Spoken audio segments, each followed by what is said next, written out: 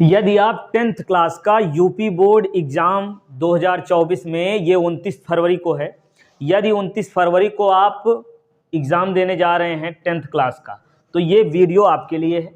इस वीडियो में हम बताएंगे भौतिक विज्ञान से रिलेटेड जितने प्रकार के न्यूमेरिकल बनते हैं, सभी न्यूमेरिकल हम इसमें बता देंगे। इस वीडियो को देखने के बाद जो भी न्यूमेरिकल आएगा सबको आप बहुत ही आसानी से सॉल्व कर पाएंगे। ठीक है, तो चलिए सबसे पहले पहला प्रश्न हम लोग देखते हैं जो कि लेंस से रिलेटेड है। लेंस से रिलेटेड, दर्पण से रिलेटेड ये प्रश्न, यानी प्रकाश से कर लीजिए, तो प्रकाश से रिलेटेड पहले प्रश्न पढ़ेंगे, फिर इसके बाद ये प्रिज्म से, प्रिज्म के बाद हम देखेंगे मानव नेत्र से संबंधित प्रश्न, और मानव नेत्र के बाद फिर देखेंगे विद्युत धारा, और इसके बाद चुंबकीय क्षेत्र से संबंधित। ठीक है, तो इतने ही टाइप का आपका बनता है। तो सब में, इन सभी चैप्टर में जितने जितने प्रकार के प्रश्न बनते हैं सबको हम लोग क्रम से देखेंगे। ठीक है, तो चलिए शुरुआत करते हैं। पहला प्रश्न क्या कर रहे हैं, एक 15 सेमी फोकस दूरी वाले अवतल दर्पण।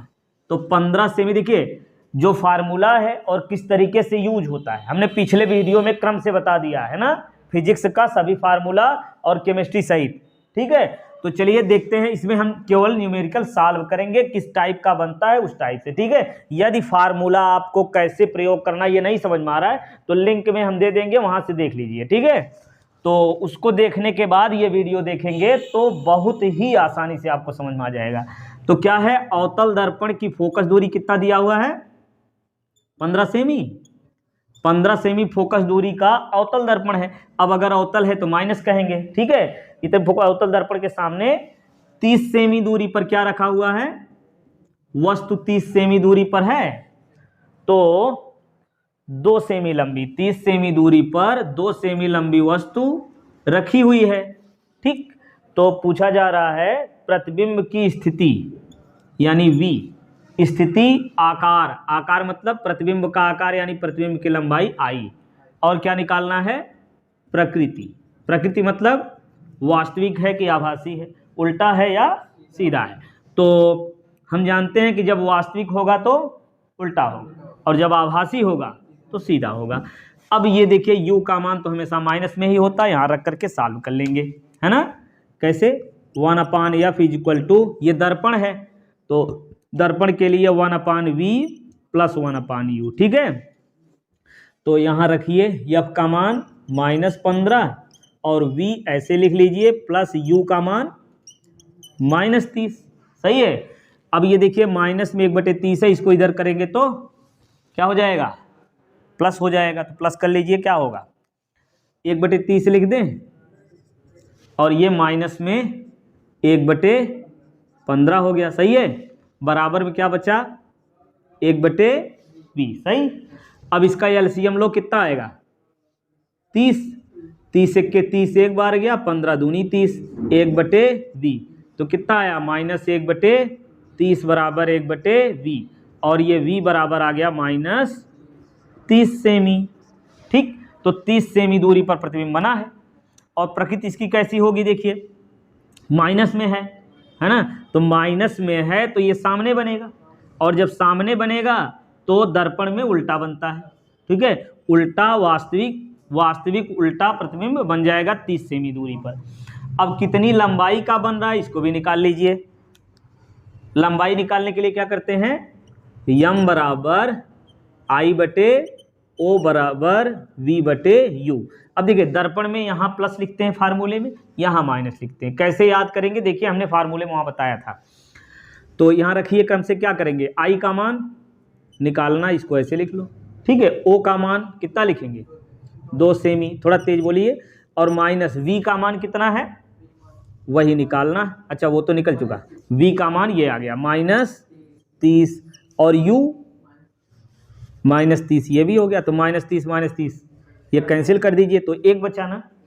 तो I/2 बराबर 1, तो यहाँ गुणा करेंगे तो I बराबर कितना आ जाएगा, 2 सेमी।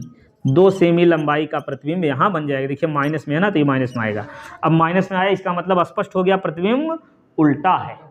सही है, तो किरण आरेख भी खींच दें।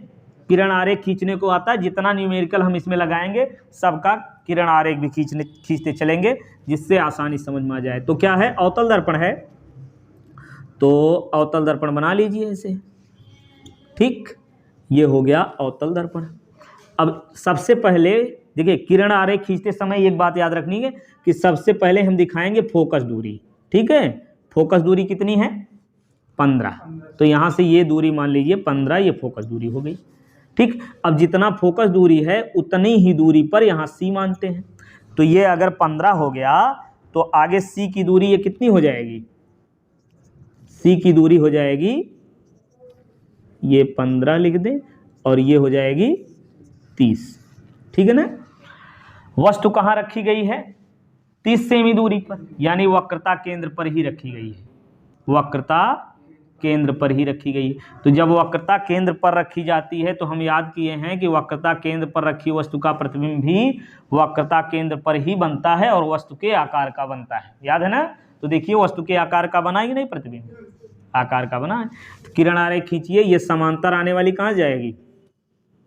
फोकस से ले जाओ, और फोकस से जो आती है प्रकाश की किरण समांतर होके जाती है ये, और यही बन जाएगा वक्रता केंद्र पर प्रतिबिंब। समझ में आया? चलिए ये हो गया। चलिए अब दूसरा प्रश्न इसमें देखिए क्या कह रहे हैं। एक मोटर बाइक के हैंडल पर 2 मीटर वक्रता त्रिज्या वाला उत्तल दर्पण लगा है। समझ रहे हैं? मोटर बाइक जो चलाते हैं, इसमें जो हैंडल लगा हुआ है, सामने मिरर जो लगा होता है, साइड मिरर, उसकी वक्रता त्रिज्या कितनी है? 2 मीटर। तो लिखते चल रहे हैं, तो R बराबर कितना? 2 मीटर। आगे क्या कर रहे हैं कि उसके पीछे कोई दूसरा मोटर बाइक सवार आ रहा है। एक आदमी आगे जा रहा है, उसके पीछे मोटर बाइक सवार आ रहा है। दूसरा मोटर बाइक सवार जब उससे 4 मीटर दूरी पर होता है, दूसरा वाला कितने दूरी पर होता है? 4 मीटर दूरी पर होता है। तो उस समय पहले वाले बाइक को स्पष्ट ये सवार के दर्पण में दूसरे का प्रतिबिंब कितनी दूरी पर दिखेगा, मतलब जो आगे गाड़ी चला रहा है उसको कितनी दूरी पर वो पिछला वाला व्यक्ति दिखेगा, ये निकालना है ना। तो कितनी दूरी पर है? U बराबर कर रहा था 4 मीटर ना, तो -4 लिख लीजिए U। तो यहाँ R दिया हुआ है, इसकी सहायता से F निकाल लेंगे। तो F बराबर हो गया R/2। तो रखिए कितना होगा? 2/2। कौन सा दर्पण है प्रश्न में बताइए? उत्तल है या अवतल? F बराबर ये जो है क्या है? उत्तल दर्पण है। तो उत्तल दर्पण तो F का मान प्लस में होगा, सही है।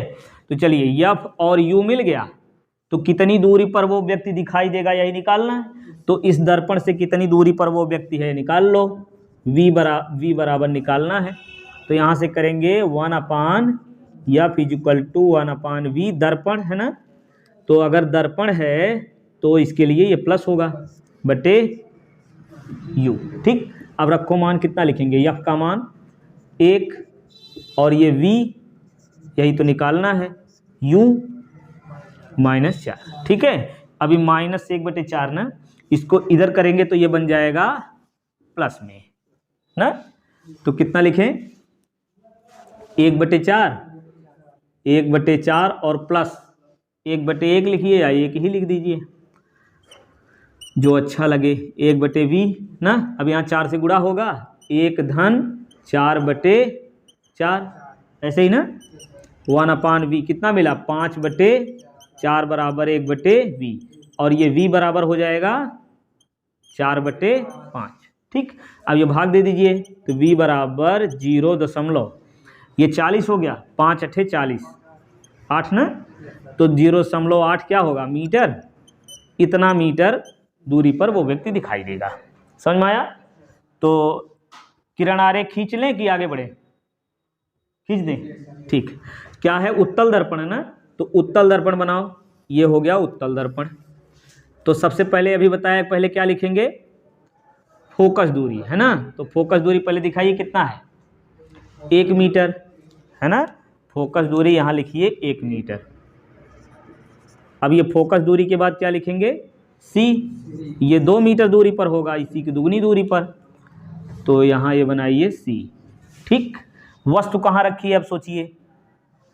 4 मीटर, तो वस्तु बहुत दूर है, तो इसको थोड़ा शार्ट कर लीजिए, नज़दीक कर दीजिए, है ना, नहीं दूरी कम पड़ जाएगी। तो यहाँ लिखेंगे F और यहाँ कर लीजिए C, ठीक है। या फोकस दूरी कितना? 1 मीटर और ये दूरी 2 मीटर हो जाएगी। अब इससे भी अधिक दूरी पर वस्तु है 4 मीटर दूरी पर, तो यहाँ कहीं 4 मीटर दूरी पर वस्तु रख लीजिए।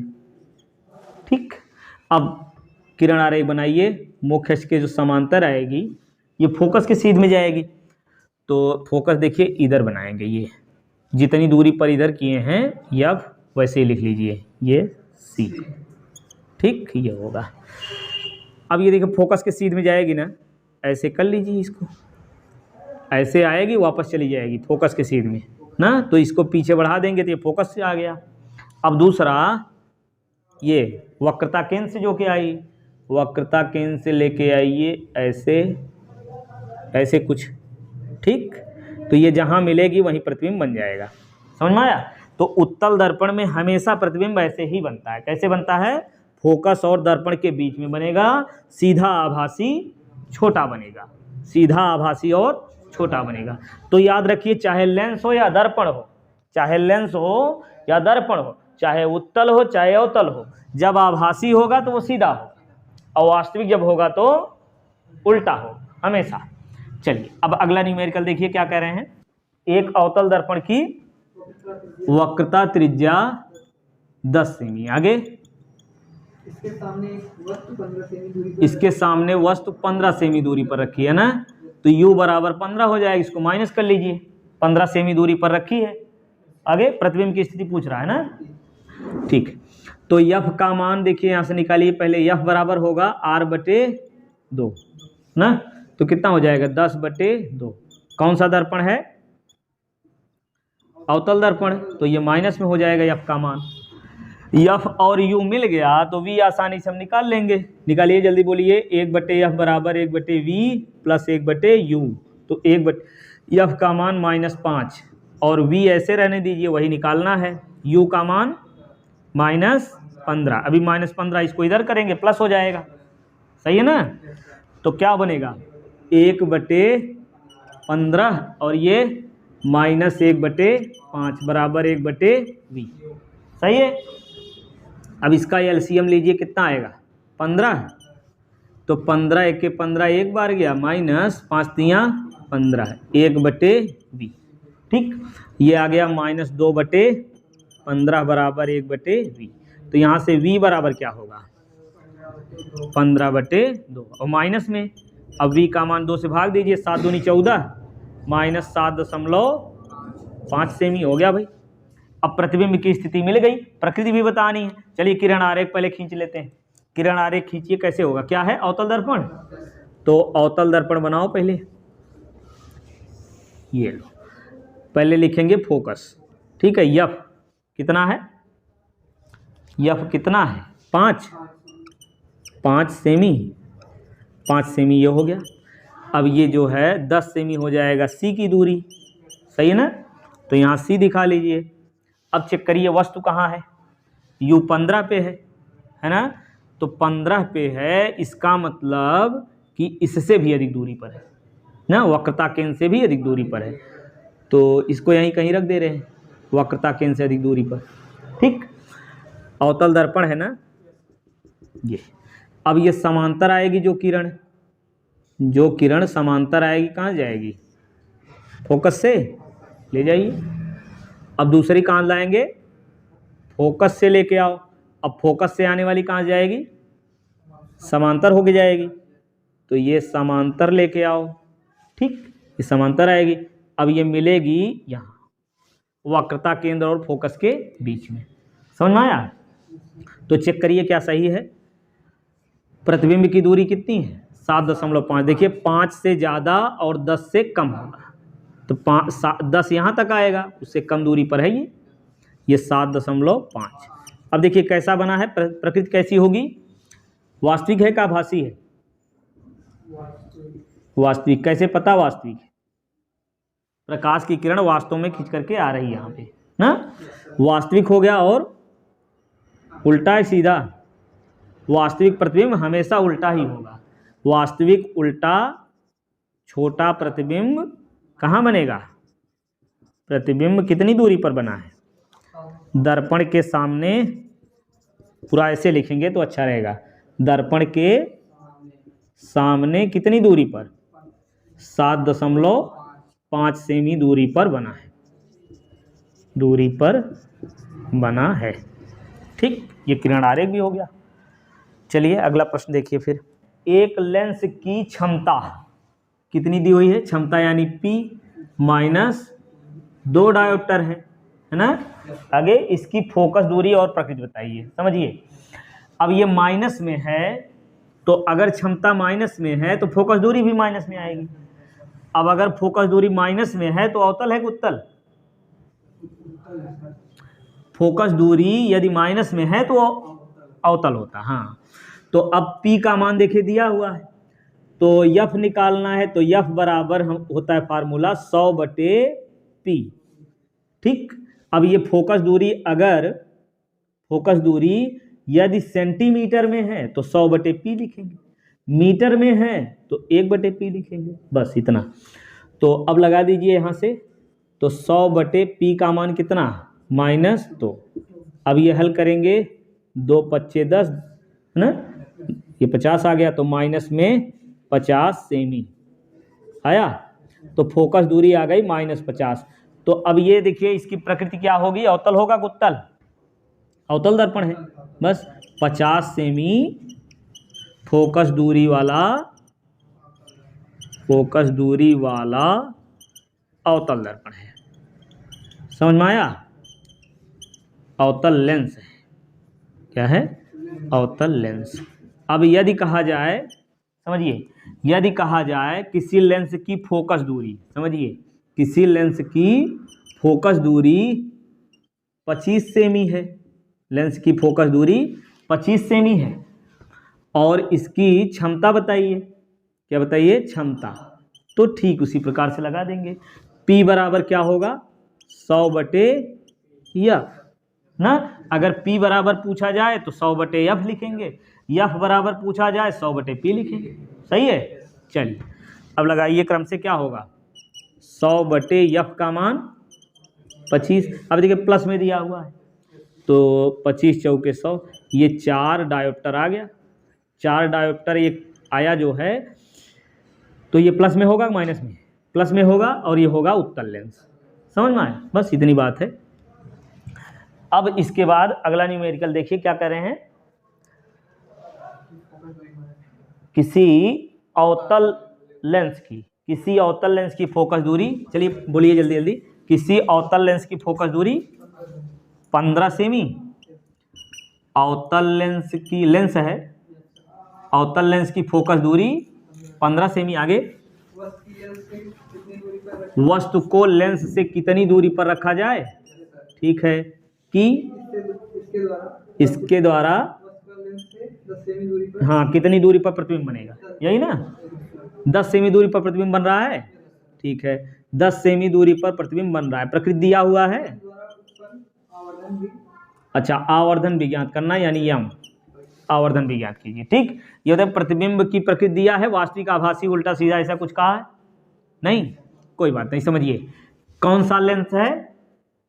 अवतल लेंस। सब समझिए, अवतल लेंस में हमेशा एक ही स्थिति होती है, इसीलिए यहाँ पर वास्तविक, आभासी दिया रहे या ना दिया रहे, हमको खुद से समझना होगा।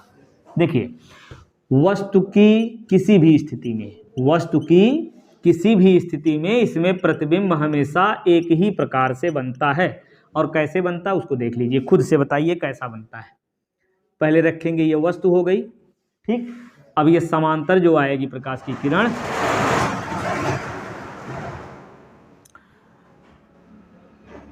ये कहाँ से होके जाएगी? फोकस से, है ना? इसको फोकस से ऐसे दूर हट के जाएगी इसे। ठीक, और दूसरी किरण, ये देखिए क्या होता है? प्रकाशिक केंद्र। प्रकाशिक केंद्र से आने वाली ऐसे सीधे निकल जाती है ना? तो ये दोनों किरणें कहाँ मिल रही हैं? यही मिलेंगे। तो अवतल लेंस में वस्तु की कोई भी स्थिति हो, प्रतिबिंब कैसा बनेगा? सीधा, आभासी और छोटा। सीधा, आभासी, छोटा और सामने ही बनेगा हमेशा। तो जब प्रतिबिंब सामने बनेगा तो बताइए V का मनवा प्लस में लिखेंगे माइनस में? सामने वाली दूरी माइनस होती प्लस में?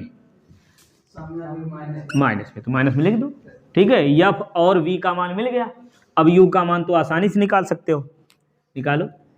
क्या लिखें, 1/f बराबर 1/v, लेंस है ना, तो -1/u, यही है। अब रख लीजिए यहाँ, तो -15 v का मान -10 माइनस u, यही तो निकालना है।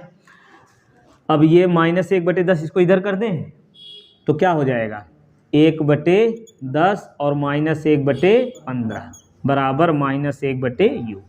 ठीक, इस 10 को इधर किए हैं बस। अब ये सॉल्व करो, कितना आएगा, यहाँ से हम सॉल्व करेंगे जब, तो ये 15 और 10 का एलसीएम लेंगे तो कितना आएगा, 30, तो 30 हो गया। तो 10 तियाँ 30 3 बार गया, -15 दूनी 30 2 बार गया, और यहाँ बचा -1/u। यहाँ से आ गया 1/30 बराबर 1/u, माइनस में है, तो u बराबर कितना मिल गया, -30 सेमी आया। u 30 सेमी, वस्तु 30 सेमी दूरी पर रखी है, तो इसका प्रतिबिंब देखिए, वस्तु की दूरी हमेशा ज़्यादा ही होगी, ठीक है, हमेशा वस्तु की दूरी ज़्यादा होगी, प्रतिबिंब बनेगा 10 सेमी दूरी पर। ठीक, बस प्रतिबिंब की स्थिति। अच्छा, आवर्धन भी निकालना, तो आवर्धन भी निकाल लो। आवर्धन कैसे निकालेंगे, यम बराबर क्या होता है, I/O, I और O तो दिया नहीं, तो क्या करेंगे, V/U लिखेंगे, सही है। तो मान रख लो, V का मान कितना है, -10, और U का मान -30। ठीक, अब ये माइनस माइनस कैंसिल, अब ये आ गया 3, तो आ गया 1/3, यम का मान आया 1/3, समझ में आया। आवर्धन कितना हो गया, 1/3। ठीक, चलिए अगला प्रश्न पढ़िए। एक उत्तल लेंस की फोकस दूरी 20 सेमी, हाँ थोड़ा तेज बोलिए, 20 सेमी, आगे किसी वस्तु की 2 गुनी वास्तविक प्रतिबिंब, हाँ 2 गुनी वास्तविक प्रतिबिंब।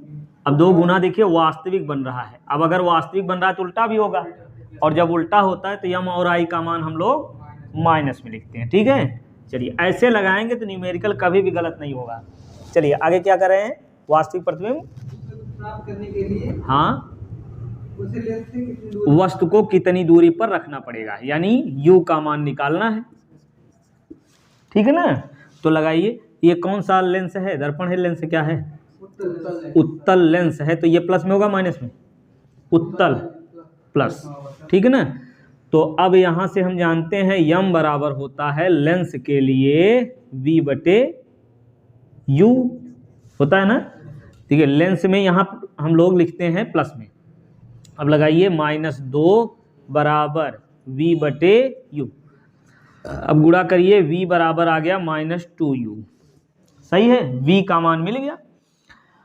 अब फार्मूला लगा दीजिए वही जो लगाते हैं हमेशा, कौन सा, 1/F = 1/V - 1/U। अब रखो यहाँ पे, F का मान 20 सेमी, और ये V कितना लिखेंगे, -2U और -U, सही है। अब ये आ गया 1/20 बराबर, ये मिल गया 2U, एलसीएम कितना होगा, 2U। अब इससे भाग देंगे तो कितना बार जाएगा, 1 का गुणा इसमें करिए -1, सही है। अब -U से भाग दीजिए, कितना बचेगा, U से इसमें भाग दीजिए, 2 बचेगा, U कट जाएगा, 2 बचेगा, 2 का गुणा 1 में करिए -2, आया समझ में। अब आगे सॉल्व करो, -20 बराबर माइनस कितना, 3/2U, 2U का गुणा 1 में कितना आएगा, ये 2U हो गया। अब इसका इसमें करिए, कितना आएगा, -60, तो U बराबर -60/2, काट दीजिए, आ गया 30 सेमी, ठीक है। तो U बराबर -30 सेमी, समझ में आया। अब देखिए U मिल गया, यही निकालना था। अब चेक कर लीजिए कि क्या ये सही मिला है। देखिए V का मान, ये प्रतिबिंब कितनी दूरी पर बनेगा, यदि निकालने को कहता तो हम निकालते कैसे, यहाँ रख करके V -2 गुणे U का मान यही रख देते -30, तो कितना आता, 60। ठीक, तो चलिए अब लगा के देखिए, किरण आरेख कौन सा लेंस है, उत्तल लेंस है, तो उत्तल लेंस बना लीजिए, ये हो गया। ठीक, अब फोकस दूरी पहले लिखेंगे F, अब उतनी ही दूरी पर इधर F, अब उतनी ही दूरी पर यहाँ 2F और इधर भी 2F। समझ में आया? अच्छा दूरी भी दिखा दीजिए यहाँ। F का मान कितना दिखाएंगे 20, तो ये फिर कितना होगा 2F 40 सेमी। सही है। वस्तु कहाँ रखेंगे 30 सेमी पर, इसका मतलब F और 2F के बीच में, तो यहाँ रख दीजिए। ठीक, अब बनाइए किरण आरेख। समांतर जो आएगी किरण कहाँ जाएगी फोकस से, और ये फोकस से ले आए, फोकस से ले लीजिए। फोकस से आने वाली ये हो जाती है समांतर ना, तो इसको समांतर कर देंगे। ये लीजिए थोड़ा सीधे बनाइए, ये ऐसे कुछ। ठीक, तो ये बन जाएगा ये प्रतिबिंब। तो कितनी दूरी पर प्रतिबिंब बना है 60। तो ये देखिए 60 आ रहा है नहीं आ रहा है, ये देखिए 40 यहाँ तक होगा, 40 से ज़्यादा 60। समझ में आया ना, ये किरण आरेख भी हो गया। चलिए अगला न्यूमेरिकल अब देखेंगे हम लोग। वायु के सापेक्ष ना, वायु के सापेक्ष जल तथा कांच के, ध्यान से समझिए। अपवर्तनांक किसका कहा जा रहा है वायु के सापेक्ष, एक बार जल का कहा जा रहा है, एक बार कांच का, यही ना। तो वायु के सापेक्ष जल का अपवर्तनांक कितना है 4/3 और अच्छा 33। चलिए ठीक है, कभी कभी देखिए ये हमने ऐसे लिख दिया है कि कभी कभी 4/3 करके देता है और कभी कभी अपवर्तनांक 1.33 ऐसे करके दे देता है। तो जो भी दिया रहे इसी तरीके से लगाएंगे। तो ये कितना 3/2 या 1.5 करके दे देगा ना, तो सॉल्व कर लेंगे हम आसानी से। तो पहले समझिए ये किसके सापेक्ष है, वायु के सापेक्ष जल का अपवर्तनांक। अपवर्तनांक किसका है जल का। पहला माध्यम जल है, दूसरा माध्यम, दूसरा माध्यम है ना, तो दूसरे माध्यम में ही अपवर्तन होता है, इसीलिए अपवर्तनांक भी दूसरे माध्यम का होता है। सही है। तो क्या निकालना है, कांच का अपवर्तनांक, जल का कांच के सापेक्ष अपवर्तनांक निकालना। क्या, जल का अपवर्तनांक निकालना किसके सापेक्ष, कांच के सापेक्ष। तो कांच के सापेक्ष के लिए कैसे लिखेंगे, कांच के सापेक्ष जल का अपवर्तन, यही ना। तो इसके लिए देखिए फार्मूला हमने बताया है, 3 चीज होता है ना, क्या क्या, एक अपवर्तनांक के रूप में, एक चाल के रूप में, और तीसरा तरंग दैर्ध्य के रूप में, सही ना। तो अपवर्तनांक के रूप में कैसे होता है, ये जो पहला माध्यम है इसको नीचे लिखते हैं, और चाल और तरंग दैर्ध्य में पहला माध्यम ऊपर लिखते हैं। ठीक, तो अपवर्तनांक के लिए क्या होगा, इसका अपवर्तनांक, जल का अपवर्तनांक किसके सापेक्ष, कांच के सापेक्ष, यानी पहला वाला माध्यम नीचे रहेगा यहाँ पर। और अगर चाल दिया होता तो उसके लिए क्या लिखते, कांच में चाल, कांच में प्रकाश की चाल बटे जल में प्रकाश की चाल। सही है। और तरंग दैर्ध्य के रूप में अगर होता तो लिखते कांच में प्रकाश की तरंग दैर्ध्य बटे जल में प्रकाश की तरंग दैर्ध्य। तो तीनों का यूज हम करेंगे नहीं, जो दिया रहेगा वही, चूंकि अपवर्तनांक पूछा तो यही लगाइए, इसको छोड़ दीजिए। ठीक, तो लगाइए, अब कितना होगा 4/3, सही है, और नीचे 3/2। अब क्या लिखेंगे 4/3 गुणे 2/3, ये पलट गुणा हो जाता है ना, तो कितना आया 8/9 हो गया। ये कांच के सापेक्ष जल का अपवर्तनांक आ गया। अगर इसी में कहता, देखिए ये क्या है, कांच के सापेक्ष जल का अपवर्तनांक, इसी को हम कह सकते हैं जल का अपवर्तनांक कांच के सापेक्ष। सही है। चलिए, तो अब इसी से रिलेटेड देखिए, ऐसे भी कभी कभी प्रश्न पूछ लेता है, उसको भी बता दे रहे हैं। देखिए जैसे कहेगा कि वायु में प्रकाश की चाल, वायु में प्रकाश की चाल, वो जो हम जानते हैं, वायु में प्रकाश की चाल कितनी होती है 3 × 10⁸ मीटर प्रति सेकेंड। ठीक, वायु में प्रकाश की चाल इतनी है, तो वायु यानी एयर लिख दें, VA कर दें, VA यानी वेग कहाँ, वायु में। तो वायु में प्रकाश की चाल इतनी है, तो कांच में प्रकाश की चाल बताइए, कहाँ बताइए, कांच में प्रकाश की चाल बताइए, जबकि वायु के सापेक्ष कांच का अपवर्तनांक 3/2 है। वायु के सापेक्ष कांच का अपवर्तनांक कितना है 3/2 है, तो कांच में प्रकाश की चाल बताइए, वायु में प्रकाश की चाल इतना है, ये प्रश्न है।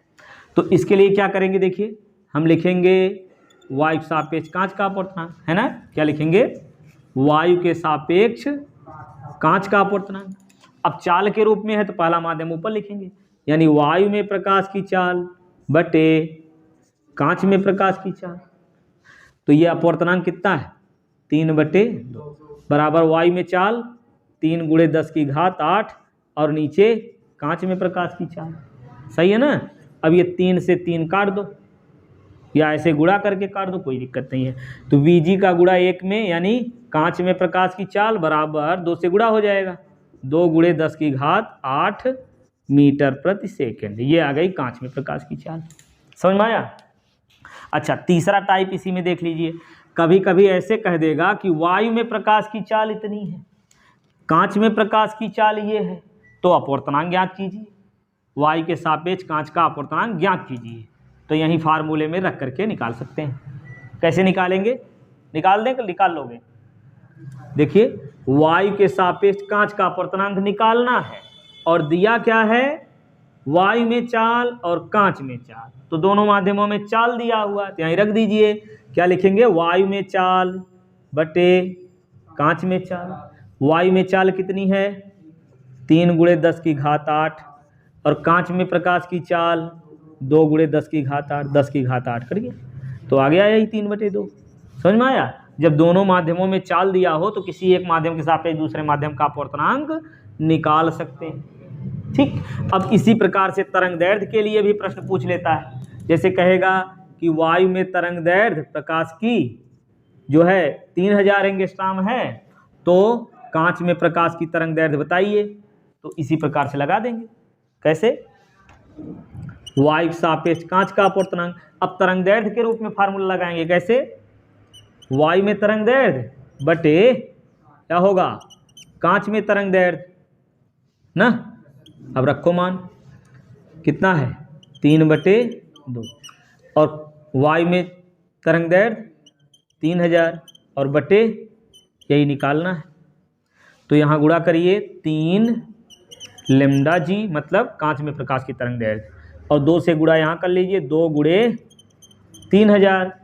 अब ये कांच में प्रकाश की तरंग दैर्ध्य 2 × 3000 बटे 3। अब 3 से काट दो, आ गया 1000। 1000 गुणा 2 में आ गया 2000। तो ये 2000 एंगस्ट्रॉम क्या आया, कांच में प्रकाश की तरंग दैर्ध्य मिल गई। समझ में आया। तो इतने टाइप से इसमें अपवर्तनांक से रिलेटेड बन जाता है। अच्छा, एक चीज और पूछ लेता है इसमें। देखिए, ऐसे भी ये कहेगा, ऐसे इस प्रकार से फिगर बना रहेगा। ठीक, ये मान लो कांच है, क्या है, कांच है, और नीचे मान लेते हैं ये जल है, क्या है, जल, और इधर कर लेते हैं ऊपर वायु। साफ साफ कर दें, ये ऊपर वायु। ठीक, ये कांच। तो अब इसमें देखिए प्रकाश की किरण जो है ऐसे आएगी, है ना। तो अब देखिए वायु से कांच में आ रही है ना, तो ये सघन माध्यम में आ रही, तो थोड़ा विलंब की ओर झुक जाएगी, ऐसे होके आएगी ना। तो यहाँ कोण दिया रहेगा, ये 60 अंश, ये मान लो 45 अंश। ठीक है। अब यहाँ से ये अविलंब खींच दिए। ठीक है, तो मान लो ये वाला कोण 45 अंश है। कितना है, 45 अंश। अब यहाँ से प्रकाश की किरण जो होगी, ये देखिए अब कांच से जल में जा रही, कांच से जल में यानी विरल में सघन में, विरल में, तो ये दूर हट जाएगी। बहुत बढ़िया, ये क्या होगी, दूर हट जाएगी। तो मान लेते हैं, यहाँ थोड़ा हमको मानना ही है तो 30 मान लो। ठीक है, तो ये 30 मान लेते हैं। अब ये थोड़ा दूर हट जाएगी तो यहाँ 45 कर दे रहे हैं। समझ में आया।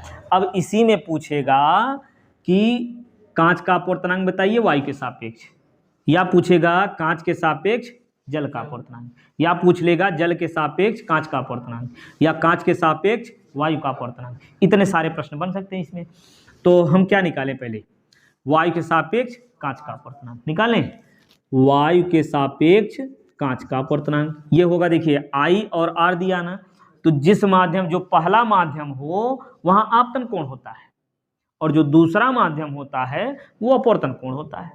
तो हम जानते हैं ANG बराबर होता है sin I upon sin R, होता है ना। तो I का मान यहाँ कितना होगा, वायु के सापेक्ष कांच के लिए, तो वायु में जो कोण बनेगा वो I होगा, कांच में जो कोण बनेगा वो R होगा। तो वायु में कौन सा कोण, कितना कोण बन रहा है 60 अंश, और कांच में यही 30 अंश। बस इसको सॉल्व कर लेंगे आसानी से। साइन 30 का मान कितना होता है, कड़ी 3/2 ना, √3/2, और ये साइन 30 1/2, ये 2 कैंसिल, तो आ गया कितना √3। समझ में आया, वायु सापेक्ष कांच का अपर्तनांक आ गया। अगर इसी में कहता कांच के सापेक्ष वायु का अपर्तनांक, तो ये उल्टा कर लेते हम, इसको I मानते इसको R मानते, या इतना लगा करके बाद में भी निकाल सकते हैं। कैसे, कांच के सापेक्ष वायु का अपर्तनांक यहाँ निकालना है, तो इसके लिए हम लिखेंगे कैसे, देखिए ध्यान से, हम जानते हैं कांच के सापेक्ष वायु का अपर्तनांक बराबर 1/, क्या होता है, वायु के सापेक्ष कांच का, उल्टा हो जाता है, तो बस यहीं रख लीजिए 1/, कितना होगा √3, बस हो गया। समझ में आया, कांच के सापेक्ष वायु का अपर्तनांक भी आ गया।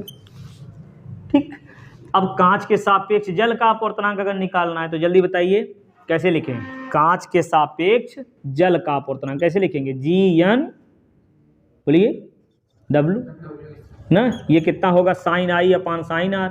I का मान यहाँ कितना होगा, यानी कांच में देखिए, कांच से जल यहाँ से ये वाला देखेंगे, है ना, तो ये कितना होगा साइन 30/sin 45 आया। अब रख लो यहीं, GNW बराबर साइन 30 कितना 1/2, और 45 का होगा 1/√2, 1/√2।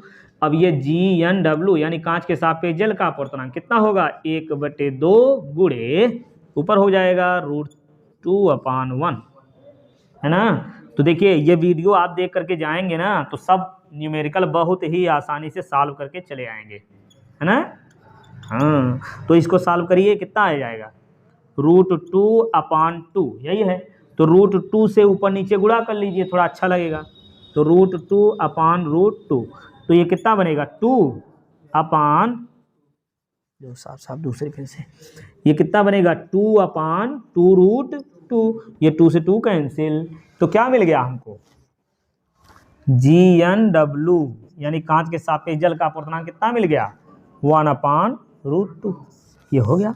अब अगर पूछता कांच के जल के सापेक्ष कांच का अपर्तनांक, तो कितना लिखते 1/ कांच के सापेक्ष जल का अपर्तनांक, यहीं रख दो, हो जाएगा WNG बराबर कितना हुआ 1/√2, ये उलट जाएगा तो कितना मिल जाएगा WNG बराबर √2, ये हो गया। ये चारों चीजें आ गई, समझ में आया। तो इतने प्रकार से ये अपर्तनांक से रिलेटेड बनता है। मानव नेत्र में होता है निकट दृष्टि दोष और दूर दृष्टि दोष। तो देखिए दोनों को हम पहले समझ लेते हैं, फिर लगाएंगे सवाल, है ना। तो निकट दृष्टि दोष और ये दूर दृष्टि दोष। तो निकट दृष्टि दोष में क्या होता है, थोड़ा जल्दी जल्दी समझिए, एक बार इसको हम अच्छे से पढ़ चुके हैं, है ना। ये हो गया मानव नेत्र, है ना, ये हो गया नेत्र लेंस, और ये हो गया गोलक। ठीक, अब देखिए इसमें जब निकट दृष्टि दोष होगा, क्या होगा, निकट दृष्टि दोष होगा, तो ये प्रतिबिंब रेटिना पर ना बन करके रेटिना से पहले बन जाता है, यानी लेंस के निकट बन जाता है। इतनी बात याद रखेंगे तो याद रहेगा, निकट में निकट बन जाता है ना। अच्छा, दोनों क्रम से साथ में पढ़ते चले, साथ में पढ़िए। तो दूर दृष्टि दोष में क्या होगा, दूर दृष्टि दोष में जब उसमें निकट बन रहा तो यहाँ दूर बनेगा, है ना, तो यहाँ दूर बना लीजिए। तो ये नेत्र लेंस हो गया हमारा, तो ऐसे प्रकाश की किरण अब यहाँ दूर बनेगा। ठीक, तो इस प्रकार से यदि हो गया तो ये दूर दृष्टि दोष होगा। समझ में आया। अब ये बताइए निकट दृष्टि दोष में निकट वाली वस्तु दिखाई देगी कि दूर वाली, निकट वाली। बहुत बढ़िया। जब वस्तु को निकट करेंगे, देखिए वस्तु को नजदीक ले आएंगे तो ये रेटिना पर आ जाएगा, ये जहां मिलता है वहीं प्रतिबिंब बना ना, और प्रतिबिंब बनना क्या चाहिए रेटिना पर, ये होता है रेटिना। ठीक है, रेटिना पर यहीं बनना चाहिए। तो जब ये वस्तु नजदीक होगी तो रेटिना पर आ जाएगा, दूर हो जाएगी तो और दोष बढ़ जाएगा, यानी दूर वाली वस्तु नहीं दिखाई देगी, निकट वाली वस्तु दिखाई देगी। ठीक, चलिए, और यहाँ क्या होगा, थोड़ा लिख दें क्या, निकट की वस्तु क्या होती है, दिखाई देती है, दिखाई देती है, और दूर की वस्तु नहीं दिखाई देती है। दूर नहीं ऐसे कर दें, ज़्यादा लिखेंगे समय लगेगा ना। निकट की वस्तु दिखाई देती, दूर की वस्तु नहीं दिखाई देती। ठीक, और यहाँ दूर दृष्टि दोष में इसी का उल्टा हो जाएगा। जब वस्तु दूर करेंगे देखिए नज़दीक आ जाएगा, ये रेटिना पा जाएगा। तो दूर की वस्तुएं यहाँ पर दूर की वस्तुएं इसमें दिखाई देंगी और निकट की वस्तु नहीं दिखाई देगी। चलिए इसे सही गलत कर दे रहे हैं, निकट की वस्तु नहीं दिखाई देगी। वैसे यहाँ भी कर लो, निकट की वस्तु दिखाई देगी, दूर की वस्तु नहीं दिखाई देगी। ठीक है ना। चलिए अब इसका निवारण करेंगे। अच्छा, कारण पहले देख लीजिए। निकट दृष्टि दोष का कारण क्या हो सकता है? कि देखिए पहली बात तो नेत्र लेंस की फोकस दूरी, बताइए खुद से, नेत्र लेंस की फोकस दूरी अगर कम हो जाए तब ये दोष होगा, कि फोकस दूरी बढ़ जाए तब ये दोष उत्पन्न होगा। कम हो जाए, जाहिर सी बात है, जब कम होगा तभी तो निकट बन जाएगा। तो फोकस दूरी, पहला कारण इसका क्या है? फोकस दूरी का कम होना, नेत्र लेंस के फोकस दूरी का कम होना, फोकस दूरी का कम होना। ठीक, और दूसरा कारण क्या बनेगा ये बताइए? गोलक का आकार, ये जो नेत्र लेंस का गोलक है, ये गोला है, इसका आकार बढ़ गया या घट गया? समझिए, इसका आकार जब क्या होगा? बढ़ जाएगा ना। कहाँ घटेगा? जब बढ़ गया तभी तो ये नज़दीक बन गया, समझ गए? तो गोलक का आकार क्या होगा? बढ़ जाएगा। दूसरा कारण क्या है? नेत्र लेंस के गोलक का आकार बढ़ जाना, आकार बढ़ जाना। समझ में आया? ये कारण हो गया। यहाँ भी कारण देख लीजिए क्या होगा। यहाँ नेत्र लेंस की फोकस दूरी का क्या हुआ? फोकस दूरी बढ़ गई, घट गई? फोकस दूरी बढ़ जाने के कारण उत्पन्न होना, फोकस दूरी का बढ़ जाना। और दूसरी बात, गोलक का आकार क्या होगा? अरे भाई आकार छोटा हो जाएगा तभी तो दूर बना है। गोलक का आकार छोटा होना, आकार कम होना। ठीक, ये कारण हो गया। अब निवारण देखेंगे। निवारण में क्या होगा? इसके लिए निवारण में, ये तो दोष हो गया, निवारण के लिए यहाँ हम लोग लगाएंगे निकट में अवतल लेंस। अब ये अवतल लेंस करेगा क्या? आने वाली प्रकाश की किरण को फैला देगा, है ना। अब जब ये फैला देगा तो ये किरण जो है ये दूर से होके जाएगी, और ये आसानी से रेटिना पर बन जाएगी। निवारण के लिए ये जो ब्लू कलर से लिखे हैं इसको आप बनाइएगा ना। कारण और निवारण जो है ये दोष युक्त, एक बार फिर निवारण करके ना, फिगर 2 फिगर बनेगा। एक तो ये जो है दूर दृष्टि दोष वाला हो गया। अब फिर निवारण वाला क्या करेंगे? इसको मिटा देंगे, इसको हटा के केवल ये होगा, यहाँ लगाएंगे क्या? उत्तल लेंस। क्या लगाएंगे? उत्तल लेंस। अब ये उत्तल लेंस आने वाली प्रकाश की किरण को क्या करता है? नज़दीक करता है ना, केंद्रित करता है। तो ये केंद्रित कर देगा थोड़ा सा। अब यहाँ से फिर से केंद्रित होगा, और फिर से जब केंद्रित होगा तो आके रेटिना पर मिल जाएगा और प्रतिबिंब आसानी से बन जाएगा। ठीक है, तो निकट में अवतल, दूर में उत्तल लेंस लग जाएगा। दोष निवारण हो गया ना। अच्छा, अब न्यूमेरिक, अच्छा एक चीज़ और इसमें है, निकट दृष्टि दोष में स्पष्ट दृष्टि की न्यूनतम दूरी। ठीक, पहले इसको समझ लीजिए। स्पष्ट दृष्टि की न्यूनतम दूरी कितनी होती है? न्यूनतम दूरी कितनी होती है? 25 सेमी। और स्पष्ट दृष्टि की अधिकतम दूरी अनंत होती है। अधिकतम दूरी कितनी होती है? अनंत। अधिकतम जितना दूर तक साफ रहेगा, बीच में कोई पर्दा, दीवार या पेड़ ना हो, तो अनंत तक हम देख सकते हैं, है ना। तो स्पष्ट दृष्टि की अधिकतम दूरी कितनी होती है? अनंत। और न्यूनतम दूरी 25 अगर स्वस्थ नेत्र है। ठीक, चलिए अब निकट दृष्टि दोष में क्या होता है? एक पॉइंट यहाँ हमको और अच्छे से याद रखना है कि ये स्पष्ट दृष्टि की न्यूनतम दूरी जो होती है वो 25 सेमी से कम हो जाती है। अच्छे से याद रखिए, 25 सेमी से कम हो जाती है। कब हो जाती है? जब निकट दृष्टि दोष उत्पन्न होता है। समझ में आया? और जब दूर दृष्टि दोष उत्पन्न होता है तो स्पष्ट व्यक्ति के स्पष्ट दृष्टि की न्यूनतम दूरी 25 सेमी से अधिक हो जाती है। बात समझ गए? ये हो गया, समझ में आया? अच्छा, अब देखेंगे हम लोग न्यूमेरिकल सॉल्व करते समय किन बातों को ध्यान में रखना है। देखिए क्या ध्यान में रखना है। जो व्यक्ति को नहीं दिखाई दे रहा है वही दिखाना है। मतलब जैसे प्रश्न में कहेगा, जैसे प्रश्न क्या है, एक निकट दृष्टि दोष वाला व्यक्ति 20 सेमी दूर पर स्थित पुस्तक को स्पष्ट पढ़ सकता है। अब देखिए ये व्यक्ति कैसा है, ये 20 सेमी दूरी पर रखी पुस्तक को पढ़ सकता है ना। अगर ये स्वस्थ नेत्र वाला व्यक्ति होता तो क्या ये पढ़ पाता? नहीं पढ़ पाता। 25 सेमी तक पढ़ पाता है, 20 सेमी पर नहीं पढ़ पाता। समझ गए? तो इसका मतलब आंख में दोष है, आंख में दोष है। आगे कहा जा रहा है कि 25 सेमी दूर रख करके पढ़ने के लिए कैसा कितनी फोकस दूरी का लेंस की आवश्यकता होगी। ठीक है, तो इसमें हमको ध्यान में ये रखना है कि जहां उसको दिखाई दे रहा है, जहां उसको दिखाई दे रहा है प्रतिबिंब को वहीं बनाएंगे, प्रतिबिंब वहीं बनना चाहिए। ठीक, और जो प्रतिबिंब कहाँ बनना चाहिए? जहां उसको दिखाई दे रहा है। कहाँ दिखाई दे रहा है इस व्यक्ति को? 20 सेमी दूरी पर। इस व्यक्ति को 20 सेमी दूरी पर दिखाई दे रहा है तो v का मान 20 रखेंगे। और इसमें सोचना ज़्यादा है नहीं, v का मान और u का मान हमेशा माइनस में ही रखेंगे। ठीक है, तो u बराबर कितना हो जाएगा? 25 सेमी पर रख करके पढ़ना है तो 25 सेमी पर वस्तु को रख दो। बस समझ में आई? देखिए 25 सेमी पर रख करके ये व्यक्ति पढ़ नहीं पाएगा, है ना। 20 सेमी पर पढ़ पा रहा है तो क्या करना है? 25 सेमी पर दूरी पर वस्तु रख दो। यह व्यक्ति पढ़ पाएगा? मान लो हम ही हैं, ये दोष है हमारी आंख में, तो हमने जो है 25 सेमी दूरी पर वस्तु रखा, ये नहीं पढ़ पाएंगे, इसको नहीं पढ़ पाएंगे। अब क्या करेंगे? चश्मा लगाएंगे। अब जब चश्मा लगाएंगे तो 25 सेमी दूरी पर जो वस्तु है उसका प्रतिबिंब बन जाएगा 20 सेमी पर। 20 सेमी पर जब बन जाएगा तो हमको दिख जाएगा। समझ गए? तो वस्तु को कहाँ रखना है? जहां नहीं दिखाई दे रहा है, यानी 25 सेमी दूरी पर नहीं दिखाई दे रहा है तो u को रखो 25 सेमी पर, फिर लगाओ चश्मा, और चश्मा लगाने पर जो है प्रतिबिंब कहाँ बन जाना चाहिए? जहां दिख रहा है। समझ गए? बस इतनी बात दिमाग में रखो। तो u और v मिल गया तो f आसानी से निकाल सकते हैं, हम निकाल लेंगे। लगाएं? हमको लगा लोगे? लगा दें? चलो ठीक है। देखो 1/f बराबर 1/v माइनस 1/u। ठीक है, चलिए इसको मिटा के फिर लगाएं। देखिए फिर से एक बार क्या कह रहे हैं कि निकट दृष्टि दोष वाला व्यक्ति 20 सेमी दूरी पर स्थित पुस्तक को पढ़ सकता है, तो जहां पढ़ सकता है वहीं प्रतिबिंब बनाना है। तो v बराबर क्या लिखेंगे?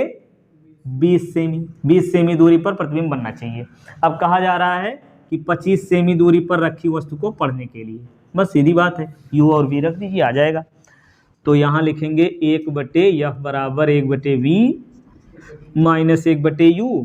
1/f बराबर v का मान रखिए -20 और माइनस 1/u का मान -25। सही है। अब 25 और 20 का एलसीएम ले लीजिए, कितना आएगा? ये 100 कर दें, 100 तो 20 25 100, 20 25 100, हाँ, तो -5 और ये माइनस प्लस हो गया तो प्लस 25 चौका 100, तो ये आ गया -1/100। तो f बराबर कितना मिल गया? f बराबर आ गया -100 सेमी। अब ये क्या आया? फोकस दूरी। किसकी फोकस दूरी? जो चश्मा लगाए हैं उसकी फोकस दूरी इतनी आ गई। अब अगर क्षमता पूछा जा रहा है, क्षमता पूछा जा रहा है तो हम क्षमता आसानी निकाल लेंगे, अभी बताया था। P बराबर 100/f, है ना। तो 100/f, f का मान कितना? -100। ये 100 से 100 कैंसिल, -1 डायोप्टर, तो P का मान मिल गया क्षमता। और कैसा लेंस है? उत्तल है, उत्तल है। फोकस दूरी माइनस में, कौन सा है? अवतल है ना, तो ये अवतल लेंस है। ठीक है, तो अवतल लेंस की फोकस दूरी माइनस में होती है।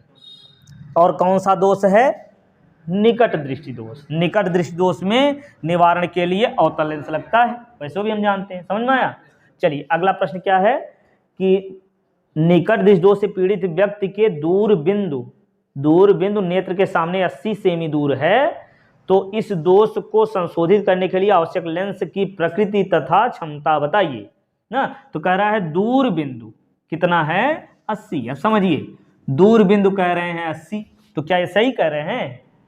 बिल्कुल गलत कह रहे हैं। हम जानते हैं कि दूर बिंदु कितना होता है स्वस्थ नेत्र के लिए? अनंत होता है। दूर वाला बिंदु कितना होता है? अनंत होता है। और स्पष्ट दृष्टि की न्यूनतम दूरी जो होती है वो 25 होती है ना। अधिकतम दूरी कितनी होती है? अनंत ना। अब इसमें कहा जा रहा है कि दूर बिंदु 80 है, जो कि गलत है ना। तो सही क्या है कि अनंत पर होना चाहिए दूर बिंदु। अब जो व्यक्ति को नहीं दिखाई दे रहा है वही दिखाना है। कैसे दिखाना है? चश्मा लगा करके। तो क्या इस व्यक्ति को नहीं दिखाई दे रहा है? अनंत वाली वस्तु नहीं दिखाई दे रही है, तो वस्तु को हम रख देंगे अनंत पर। ये नहीं दिख रहा है इसको। अब लगाएगा चश्मा। अब जब चश्मा लगाया तो उसका प्रतिबिंब कहाँ बन जाना चाहिए?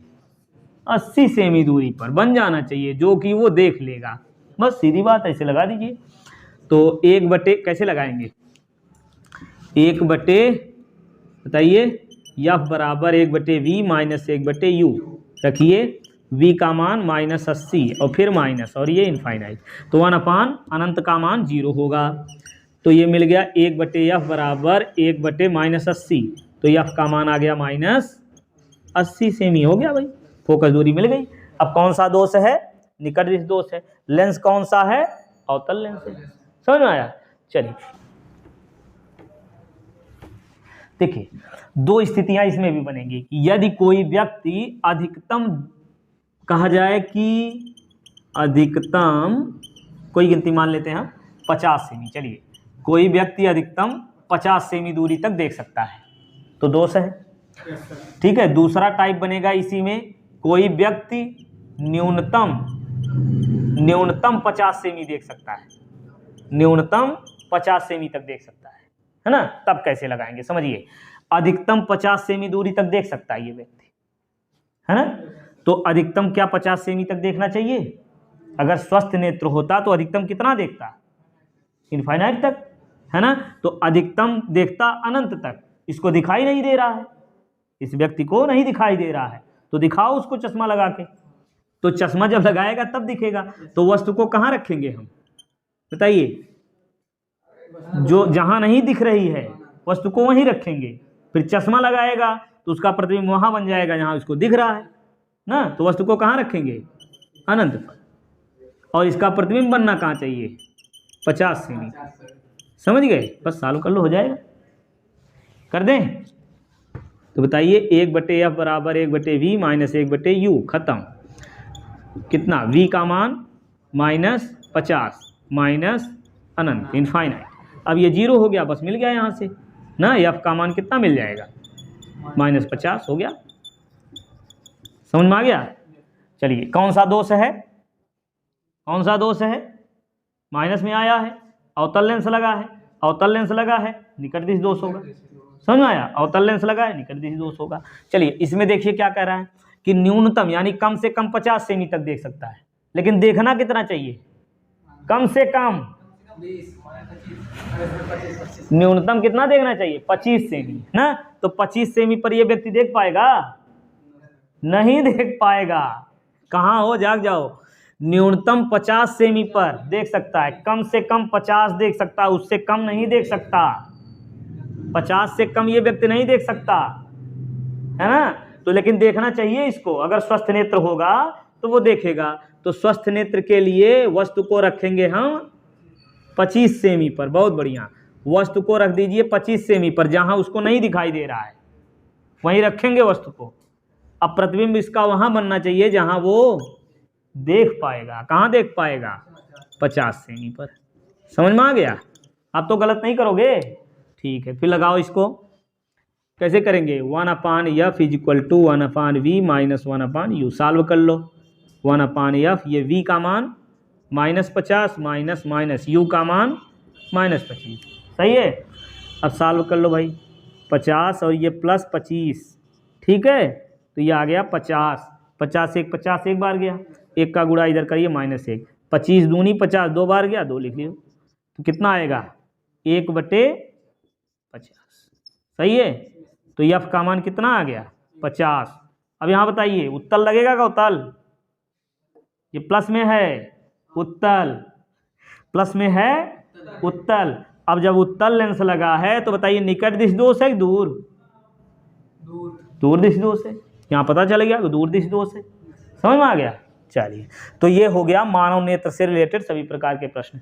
अब देखेंगे प्रिज्म से रिलेटेड प्रश्न। देखिए, प्रिज्म से रिलेटेड प्रश्न में हमको केवल एक फार्मूला याद रखना है। एक फार्मूला, वो कौन सा है? याद है कि नहीं?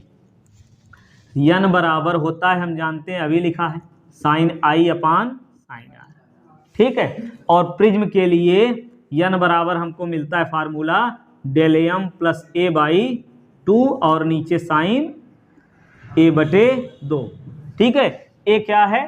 प्रिज्म कोण। डेल एम क्या है? अल्पतम विचलन कोण। चलिए इसको भी समझते चल रहे हैं, ठीक है। प्रिज्म क्या होता है? एक समांग पारदर्शी माध्यम होता है जो दो समतल पृष्ठों से घिरा होता है, पारदर्शी समतल पृष्ठों से घिरा होता है। इन्हीं समतल पृष्ठों को अपवर्तक पृष्ठ कहते हैं और इन अपवर्तक पृष्ठों के बीच जो कोण बनता है यही प्रिज्म कोण है, सही है। अब इसमें प्रकाश की किरण ये आ रही है, अब यहाँ अभिलंब खींचेंगे भाई, विरल से सघन में आ रही है तो अभिलंब की ओर झुक जाएगी, नज़दीक है ना, तो ये मान लो ऐसे झुक गई। अब यहाँ से फिर बाहर निकलेगी यानी सघन से विरल में, तो ये दूर हट जाएगी इस प्रकार से, ठीक। आपतित किरण को आगे बढ़ाएंगे, अपवर्तित किरण को पीछे बढ़ाएंगे, तो यहाँ जो कोण बनता है इसी को कहते हैं विचलन कोण।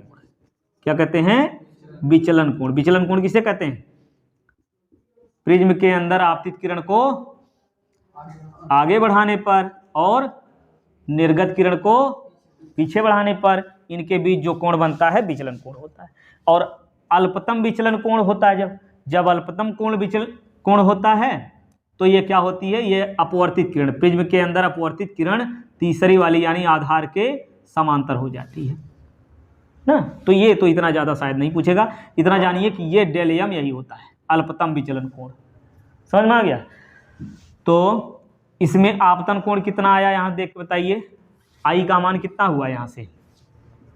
डेल एम प्लस ए बटे 2, ठीक है। कभी कभी अल्पतम विचलन कोण और प्रिज्म कोण दिया रहेगा तो आपतन कोण निकाल लेंगे, और अपवर्तन कोण क्या चाहिए? प्रिज्म कोण चाहिए, बस। आ गया समझ में? चलिए, तो अब इस पर न्यूमेरिकल एक सॉल्व कर लीजिए। जैसे कहा जाए कि एक प्रिज्म का, ये बहुत पूछता है, बहुत ही आसान भी है। कहा जाए कि एक प्रिज्म का प्रिज्म कोण 60 अंश है। क्या कहेगा? एक प्रिज्म का प्रिज्म कोण 60 अंश है और अल्पतम विचलन कोण 30 अंश है, ठीक। प्रिज्म कोण कितना है? 60 अंश, अल्पतम विचलन कोण 30 अंश। तो अपवर्तनांक ज्ञात कीजिए, इस प्रिज्म के पदार्थ का अपवर्तनांक ज्ञात कीजिए। तो यहाँ रख देंगे, आ जाएगा। रखें, क्या होगा? साइन डेल एम कितना लिखेंगे? 30 प्लस ए कितना? 60 बटे 2, ठीक है। अब नीचे बोलो, साइन ए की जगह 60, हाँ थोड़ा तेज बोलो, 60 बटे 2 आया कितना? 30। अब ये लगाइए, साइन कितना बन जाएगा? 90 बटे 2 और नीचे साइन 30, ठीक है। अब ये n बराबर यहाँ से हमको मिल गया n बराबर साइन, इसको काटिए कितना मिलेगा? 45, तो साइन 45 बटे साइन 30, ठीक। तो साइन 45 का मान कितना होता है? 1/√2 और साइन 30 1/2, सही है। अब ये 1/√2 और ये 2 ऊपर कर लो, 2/1, तो आ गया 2/√2। √2 से ऊपर नीचे कर लो गुणा, √2/√, ये 2√2/2, ये 2 कैंसिल, आ गया √2, n का मान √2। समझ में आ गया? इसी प्रकार से ऐसे ही न्यूमेरिकल लगाएंगे क्रम से, ठीक है। अब देखिए दूसरा न्यूमेरिकल इसी प्रकार से बन जाएगा। जैसे कहा जाए प्रिज्म का प्रिज्म कोण, देखिए अगला न्यूमेरिकल क्या है? प्रिज्म कोण 60 अंश, अल्पतम विचलन कोण 38 अंश, ठीक है ना। अल्पतम विचलन कोण कितना? 38 अंश। और इसमें देखिए संकेत भी दिया हुआ है, संकेत दिया है क्या? साइन कितना है? 49 अंश बराबर 0.75, ठीक है ना। तो इसको कैसे सॉल्व करेंगे? इसी में सॉल्व करके बता दें तो कर लीजिए, कैसे करेंगे? डेल एम का मान लिखेंगे 38 अंश ना, लिख दें यहीं 38 प्लस 60, ए का मान 60, अब फिर यहाँ 60 तो है ही। अब 38 और 60 जोड़ेंगे तो कितना आएगा? 8 6 3 9 बटे 2, कितना? 98 बटे 2, ठीक। ये तो 30 आ ही जाएगा, 30 अंश यहाँ जरूर लगाइए, ठीक है ना। यहाँ थोड़ा जल्दी जल्दी में हो जा रहा है, कोई बात नहीं है, एग्जाम में जरूर लगाइए। अब इसको काटेंगे, 2 चौकाट 2 9 18, तो ये आ गया 49 अंश। अब यहीं पे देखिए क्या मिल गया हमको? n बराबर मिला क्या मिला, n बराबर साइन 49 अंश बटे साइन 30। अब रख लो 49 अंश का मान 0.75 बटे 1/2, 2 से गुणा कर लो 0.75 गुणे 2, तो 5 दूना 10, 7 दूनी 14, 1 15, 2 अंक दशमलव लगा दो, तो अपवर्तनांक कितना आ गया 1.5। समझ में आया? ठीक है, हो गया। अब इसके बाद ये बन गया क्या, प्रिज्म से रिलेटेड न्यूमेरिकल हो गया ना। अब इसके बाद हम लोग सॉल्व करेंगे विद्युत धारा से रिलेटेड न्यूमेरिकल। ठीक, तो देखिए विद्युत धारा से रिलेटेड ये प्रश्न क्या है कि एक चालक में कितना है 3.75 गुणे 10 की घात 20 इतना इलेक्ट्रॉन प्रवाहित हो रहे हैं प्रति मिनट ना, प्रति मिनट प्रवाहित हो रहे हैं इतना इलेक्ट्रॉन। तो ये क्या दिया हुआ है, इलेक्ट्रॉनों की संख्या दी हुई है, और प्रति मिनट इसका मतलब समय कितना है 1 मिनट। ठीक है, इसको सेकंड में बदल लीजिए, तो 1 मिनट में कितना सेकंड 60 सेकंड हो गया। आगे और क्या दिया हुआ है, क्या पूछ रहे हैं, प्रति मिनट प्रवाहित हो रहे हैं, तो चालक में बहने वाली विद्युत धारा की गणना कीजिए, है ना, विद्युत धारा की गणना करनी। ठीक, तो इसके लिए क्या लिखेंगे, देखिए n दिया हुआ है, t दिया हुआ है, हम जानते हैं q बराबर क्या होता है, q बराबर NE होता है, और यही q बराबर IT भी होता है कि नहीं होता है, q बराबर IT। तो डायरेक्ट देखिए इन दोनों को बराबर करके निकाल सकते हैं, या तो एक काम करिए कि n का मान और e का मान रख करके पहले q निकाल लीजिए, फिर यहाँ रख दीजिए। ठीक, चाहे जैसे लगाइए। देखिए तो e का मान बताइए कितना होता है, एक इलेक्ट्रॉन पर आवेश कितना होता है 1.6 10 की घात माइनस 19 क्या कूलाम। अब देखिए q बराबर यानी ई क्यू बराबर IT, सही है, तो दोनों को बराबर कर लीजिए, ऐसे आसान लगेगा। IT बराबर यानी ई, तो यहाँ से I बराबर क्या मिलेगा यानी ई बटे क्या हो जाएगा T, बस यही मान रख दो, सब क्रम से आ जाएगा। 3.75 गुणे 10 की घात 20 और ई का मान 1.6 10 की घात माइनस 19, सही है, और बटे टी यानी समय कितना है 60 सेकेंड। बस यही सॉल्व कर लो, हो जाएगा। तो इसको कैसे सॉल्व करेंगे, ये कितना होगा, ये 3 से कटेगा ना, इसको 3 से काट लो पहले, ये भी 3 से कट जाएगा, 3 दूना 6 20 हुआ, इसको 3 से काटो, 3 1 के 3, 3 दूनी 6, 3 5 15, ठीक है, और 2 से इसको काट लो, आ गया 10, 2 से काटोगे 0.8, सही है। अब जो बचा हुआ है उसको लिख लो, आई बराबर क्या मिलेगा, आई बराबर यहाँ से क्या मिला 1.25 गुणे 0.8, सही है, और गुणे 10 की घात 20 और 10 की घात, ये सॉल्व कर लो इसको ना, प्लस 20 और माइनस 19 कितना आएगा, 10 की घात कितनी हो जाएगी, अरे भाई 19, 20 में से 19 निकाल दो तो 10 की घात 1 बचेगी, तो केवल 10 लिख लो यहीं, ठीक है, इतना आया। अब नीचे क्या बचा है 10, ये 10, तो इस 10 को काट दें, यही गुणा कर लो, हो जाएगा, गुणा करके बताओ कितना आया, आई 8 5 40 है ना, 4 बचा, 8 दूनी 16, 16 4 20, 8 1 के 8 2 10, कितने अंक दशमलव लगेगा, एक ये है 2 इधर, 3 अंक पे दशमलव लगा दो, आई बराबर आ गया 1 एम्पियर। ठीक, चलिए नोट करिए, फिर अगला लगाएं। देखिए अगला प्रश्न क्या कह रहे हैं कि एक विद्युत बल्ब पर 200 वोल्ट और 100 वाट लिखा हुआ है, ठीक है, और इसको 200 वोल्ट के मेंस से जोड़ा जाता है, तो जोड़ने पर इसमें बहने वाली धारा ज्ञात करनी है और दूसरा प्रतिरोध ज्ञात करना है, ठीक है। तो क्या दिया हुआ, पहले इसको लिखिए, पहले ये बताइए ये वोल्ट किसका मात्रक होता है, किसका मात्रक है वोल्ट, विभव का, तो विभव कितना हो गया 200 वोल्ट, ठीक, और ये वाट है, वाट किसका मात्रक है, सामर्थ्य का, है ना, सामर्थ्य का मात्रक क्या होता है वाट, तो ये आ गया 100 वाट, सही है। अब धारा निकालनी है, तो P वाला वो सूत्र लगाओ जिसमें V और I दोनों आ जाएं, है ना।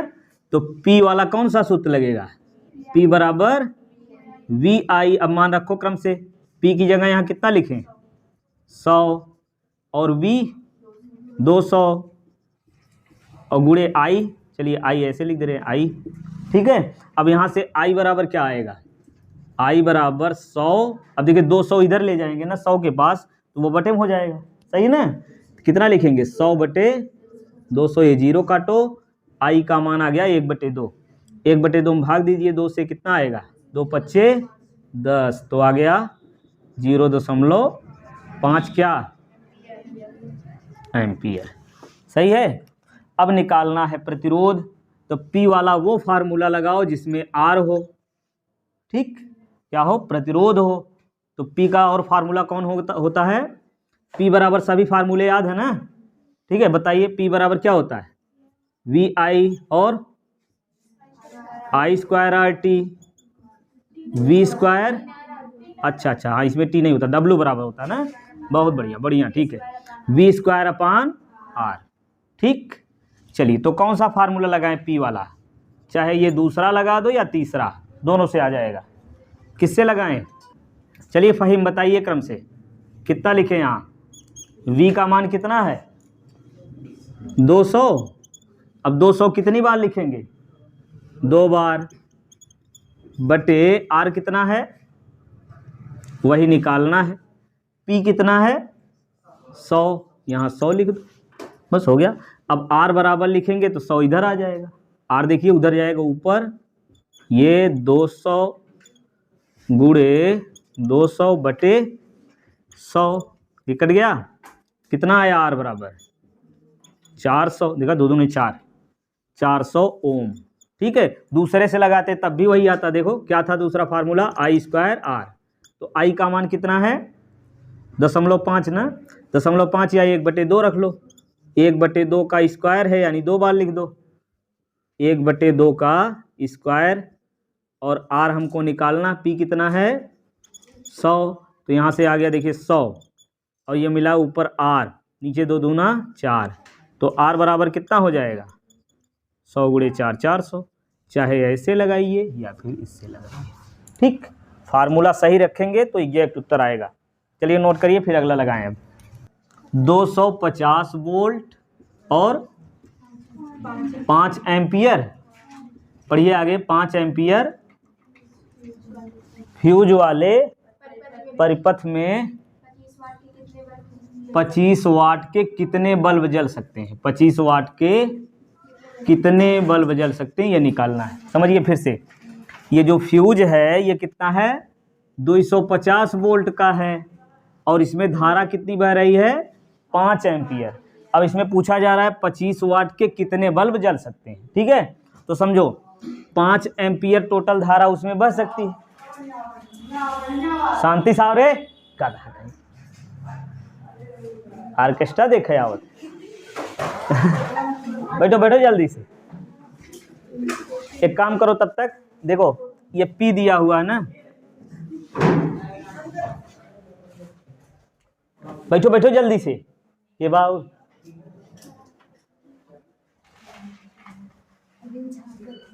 चला आवा ना भाई, झकाई देव निक के।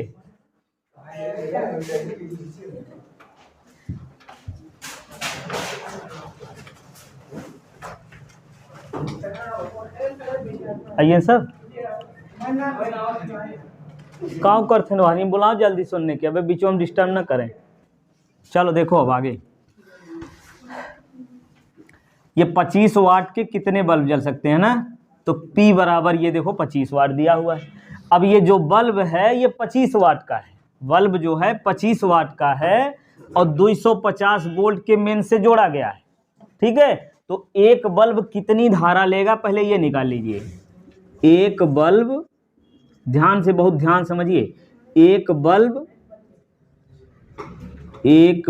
में प्रयुक्त धारा, चलिए ऐसे लिख लेते हैं, एक बल्ब में प्रयुक्त क्या विद्युत धारा, एक बल्ब में प्रयुक्त विद्युत धारा। समझिए ये विभव दिया हुआ है, सामर्थ्य दिया हुआ है, तो धारा निकालेंगे कैसे, I का मान निकालना है। तो देखिए हम जानते हैं जिसमें P, V और I तीनों हो, ठीक, वो वाला फार्मूला बताओ रूपांशी, बताओ P बराबर कितना होगा जिसमें B और I दोनों हो। P बराबर VI, थोड़ा तेज बोलो, P बराबर VI।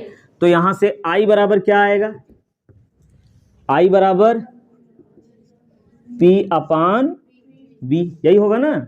अब रख दो भाई, P का मान कितना लिखें 25 और V कितना है 250। ये 25 से काट दो, 25 एक बार जाएगा, यहाँ बचा 10, सही है। तो इसको 1/10 लिखें या 0.1, जो कहिए 1/10 लिख दे रहे हैं, ठीक है। 0.1 भी इसको लिख सकते हो। तो एक बल्ब में इतनी धारा बह रही है, ठीक। पूछा जा रहा है कितने बल्ब जल सकते हैं। अब सोचिए, देखिए जैसे मान लेते हैं कि यदि एक बल्ब में 2 एम्पियर धारा बह रही है मान लो, और उस तार में 10 एम्पियर तक धारा प्रवाहित हो रही है, ठीक। तो कितने बल्ब जलाए जा सकते हैं, एक बल्ब, समझिए एक बल्ब 2 एम्पियर धारा लेगा, टोटल तार में 10 एम्पियर धारा बह सकती है ना। तो कितने बल्ब जलाए जा सकते हैं, नहीं समझे, चलो अच्छा इसे समझ लो। एक बल्ब मान लो 2 रुपए का मिलता है, ऐसे समझो, एक बल्ब, अब की बार समझ में आ जाना चाहिए, ध्यान समझो, एक बल्ब 2 रुपए में मिलता है, तो 10 रुपए में कितने बल्ब मिलेंगे, 10 रुपए में कितने बल्ब मिलेंगे, ये कैसे आया 10/2 करके, समझ में आया।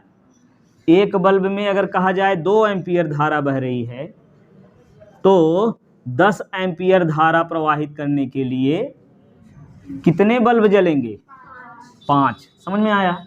इसका मतलब बल्ब की संख्या, देखिए क्या मिला यहाँ से फार्मूला हमको, बल्ब की संख्या गुणे, समझिए ध्यान से, बल्ब की संख्या गुणे एक बल्ब में बहने वाली धारा ना, एक बल्ब में बहने वाली धारा, एक बल्ब में बहने वाली धारा। अब ये कितना बन जाएगा, देखिए एक बल्ब की संख्या गुणे एक बल्ब में बहने वाली धारा, तो टोटल ये क्या आ जाएगी, कुल धारा के बराबर हो जाएगी, नहीं, कुल धारा कितने बराबर होगी, एक बल्ब में बहने वाली धारा और गुणे बल्ब की संख्या के। समझ में आया, नहीं आया, बस अब यहीं लगा लो। बल्ब की संख्या हमको निकालनी है, बल्ब की संख्या बराबर गुणे कितना हो जाएगा, एक बल्ब में कितनी धारा बह रही है, देखिए कितना है 1/10, सही है। अब बराबर कुल कितनी धारा प्रवाहित हो सकती है, तार में 5 एम्पियर, सही है, 5 एम्पियर धारा प्रवाहित हो सकती है, ठीक। तो यहाँ बल्ब की संख्या बराबर क्या आएगा, बल्ब की संख्या बराबर कितना होगा, ये गुणा हो जाएगा ना, नीचे है 10 ऊपर आ जाएगा, तो 5 गुणे 10 कितने बल्ब हो जाएंगे भाई, 50 बल्ब। तो कितने बल्ब जलाए जा सकते हैं, 50 बल्ब। समझ में आया, नहीं आया, नोट कर लो। एक चालक तार का प्रतिरोध 10 ओम है, ध्यान से, एक चालक तार का प्रतिरोध 10 ओम, तो क्या लिखें, R बराबर 10 ओम। फिर आगे क्या कह रहे हैं, यदि तार की लंबाई 2 गुनी, लंबाई लो लिख दे रहे हैं थोड़ा सा, लंबाई 2 गुनी और क्षेत्रफल कितना आधा कर दिया जाए तो नया प्रतिरोध कितना होगा, ठीक, ये प्रश्न है। क्षेत्रफल आधा कर दिया जाए तो नया प्रतिरोध कितना होगा। प्रश्न समझ में आया क्या है, एक तार की प्रतिरोध जो है कितना है 10 ओम है ना, तो पहले 10 ओम है तो इसको हम कह लेंगे R1, ठीक। और लंबाई L1 बराबर मान ले रहे हैं L, ठीक। क्षेत्रफल A1 बराबर A मान लो, ठीक। पूछा जा रहा है बाद में प्रतिरोध कितना होगा, यानी R2 का मान निकालना है। लंबाई कितनी कर दी जा रही है 2 गुनी ना, तो अगर इसमें L लंबाई है तो इसमें लंबाई कितनी हो जाएगी 2L, सही है। और क्षेत्रफल कितना हो जाएगा आधा a बटे 2। इतना समझ में आया ना। L2 जो है 2 गुना हो गया, क्षेत्रफल आधा हो गया। सही है। अब क्या करेंगे, प्रतिरोध निकाल लो। पहले प्रतिरोध ठीक। तो R बराबर क्या होता है, लंबाई और क्षेत्रफल के रूप में रो यल अपान ए, यही होता है। तो पहले प्रतिरोध हमने माना 1, तो ये तो देखिए वही तार अगर है तो इसका विशिष्ट प्रतिरोध ये नहीं बदलेगा, तो L1 A1 हो गया। सही है। अब मान रख लो यहाँ R1 मान कितना लिखेंगे 10, और ये रो ऐसे ही रहने दो, L1 की जगह यल अपान ए, इसको मान लो समीकरण 1। ठीक। अब लिखेंगे बाद में प्रतिरोध कितना हो गया। चलो प्रीति बताओ क्या लिखें। बाद में प्रतिरोध R2 बराबर क्या होगा, रो, अब बाद में L2 हो गया और बटे A2। ठीक है। अब यहाँ रो ऐसे रहने दो, L2 का मान कितना 2L। सही है। और नीचे A2 की जगह A अपान 2। ठीक। अपान में है तो पलट गुणा हो जाता है, तो कितना हो जाएगा R2 बराबर, नीचे लिख दें, R2 बराबर हमको क्या मिलेगा यहाँ से 2 दूना 4 लिख दें, कितना हो जाएगा 4 रो यल अपान ए। इसको मान लो समीकरण 2। अब ध्यान दीजिए दोनों से भाग दे दें ना। समीकरण 1 में 2 से या 2 में 1 से, किससे भाग दोगे, समीकरण किससे भाग दे भाई 2 में, समीकरण 2 में 1 से भाग देने पर, तो भाग दीजिए, भाग मतलब बटे, तो 2 में 1 से भाग दे रहे हो, 2 वाला वैसे लिख लो R2 बटे 10। देखिए बायां पक्ष बटे करेंगे फिर दायां पक्ष बटे करेंगे, है ना। तो ये कितना हो गया R2 बटे 10। ठीक। और इधर कितना होगा 4 रो यल अपान ए, अब फिर बटे में रो यल अपान ए। सही है। तो इसको काट दें यहीं, देखिए रो यल अपान ए, रो यल अपान ए कट जाएगा। या ऐसे नहीं समझ में आ रहा है तो एक लाइन को और लगा दें, तो ये 4 रो यल अपान ए। ठीक है। अब देखिए भिन्न है ना बटे में, तो पलट गुणा हो जाता है ये भी, तो ए ऊपर हो जाएगा, रो यल ये नीचे हो गया। सही है। ये देखिए कट गया इससे, ये इससे। ठीक। अब ये बचा कितना R2 बटे 10 बराबर 4 बटे, सब कट गया 1 लिख लो, तो R2 का गुणा 1 में R2 10 चौक 40 ओम हो गया। ये समझ में आया। ठीक है, नोट कर लो फिर इसको। इसी प्रकार से देखिए एक प्रश्न और लगाएंगे हम लोग। एक तार का प्रतिरोध दिया हुआ है 4 ओम मान लो, और दिया है लंबाई L और क्षेत्रफल A। ठीक। फिर इसी पदार्थ के अन्य तार का जिसकी लंबाई कितने गुना कर दी गई है, लंबाई कितनी हो गई बाद में L अपान 2 और क्षेत्रफल 2A हो जाता है, तब इसका प्रतिरोध निकालना है ना। तो पहले प्रतिरोध निकालिए R1 रो L1 अपान A1। सही है। तो R1 की जगह यहाँ कितना लिखेंगे 4 हो गया बस। ठीक। और फिर बाद में प्रतिरोध, यही फार्मूला लगेगा। अब यहाँ मान रख दीजिए, R2 का मान तो निकालना ही है, ऐसे लिख लो, रो L2 की यहाँ कितना लिखेंगे L बटे 2। सही है। A2 की जगह 2A। ठीक। बस।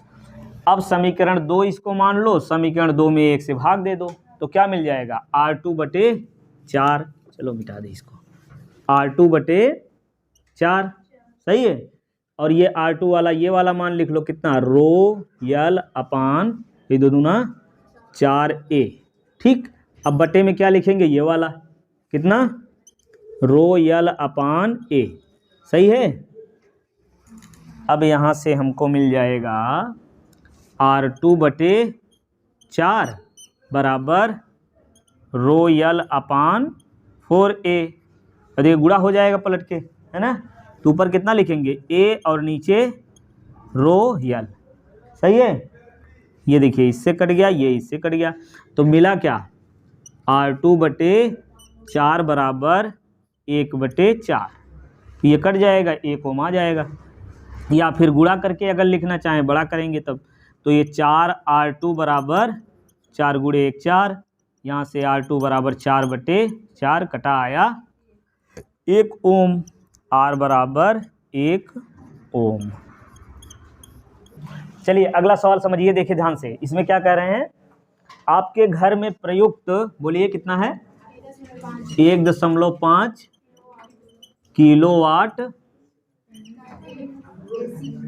एक एसी लगा हुआ है इतना किलोवाट का ना, और 10 घंटे जलाया जाता है। कितनी देर तक?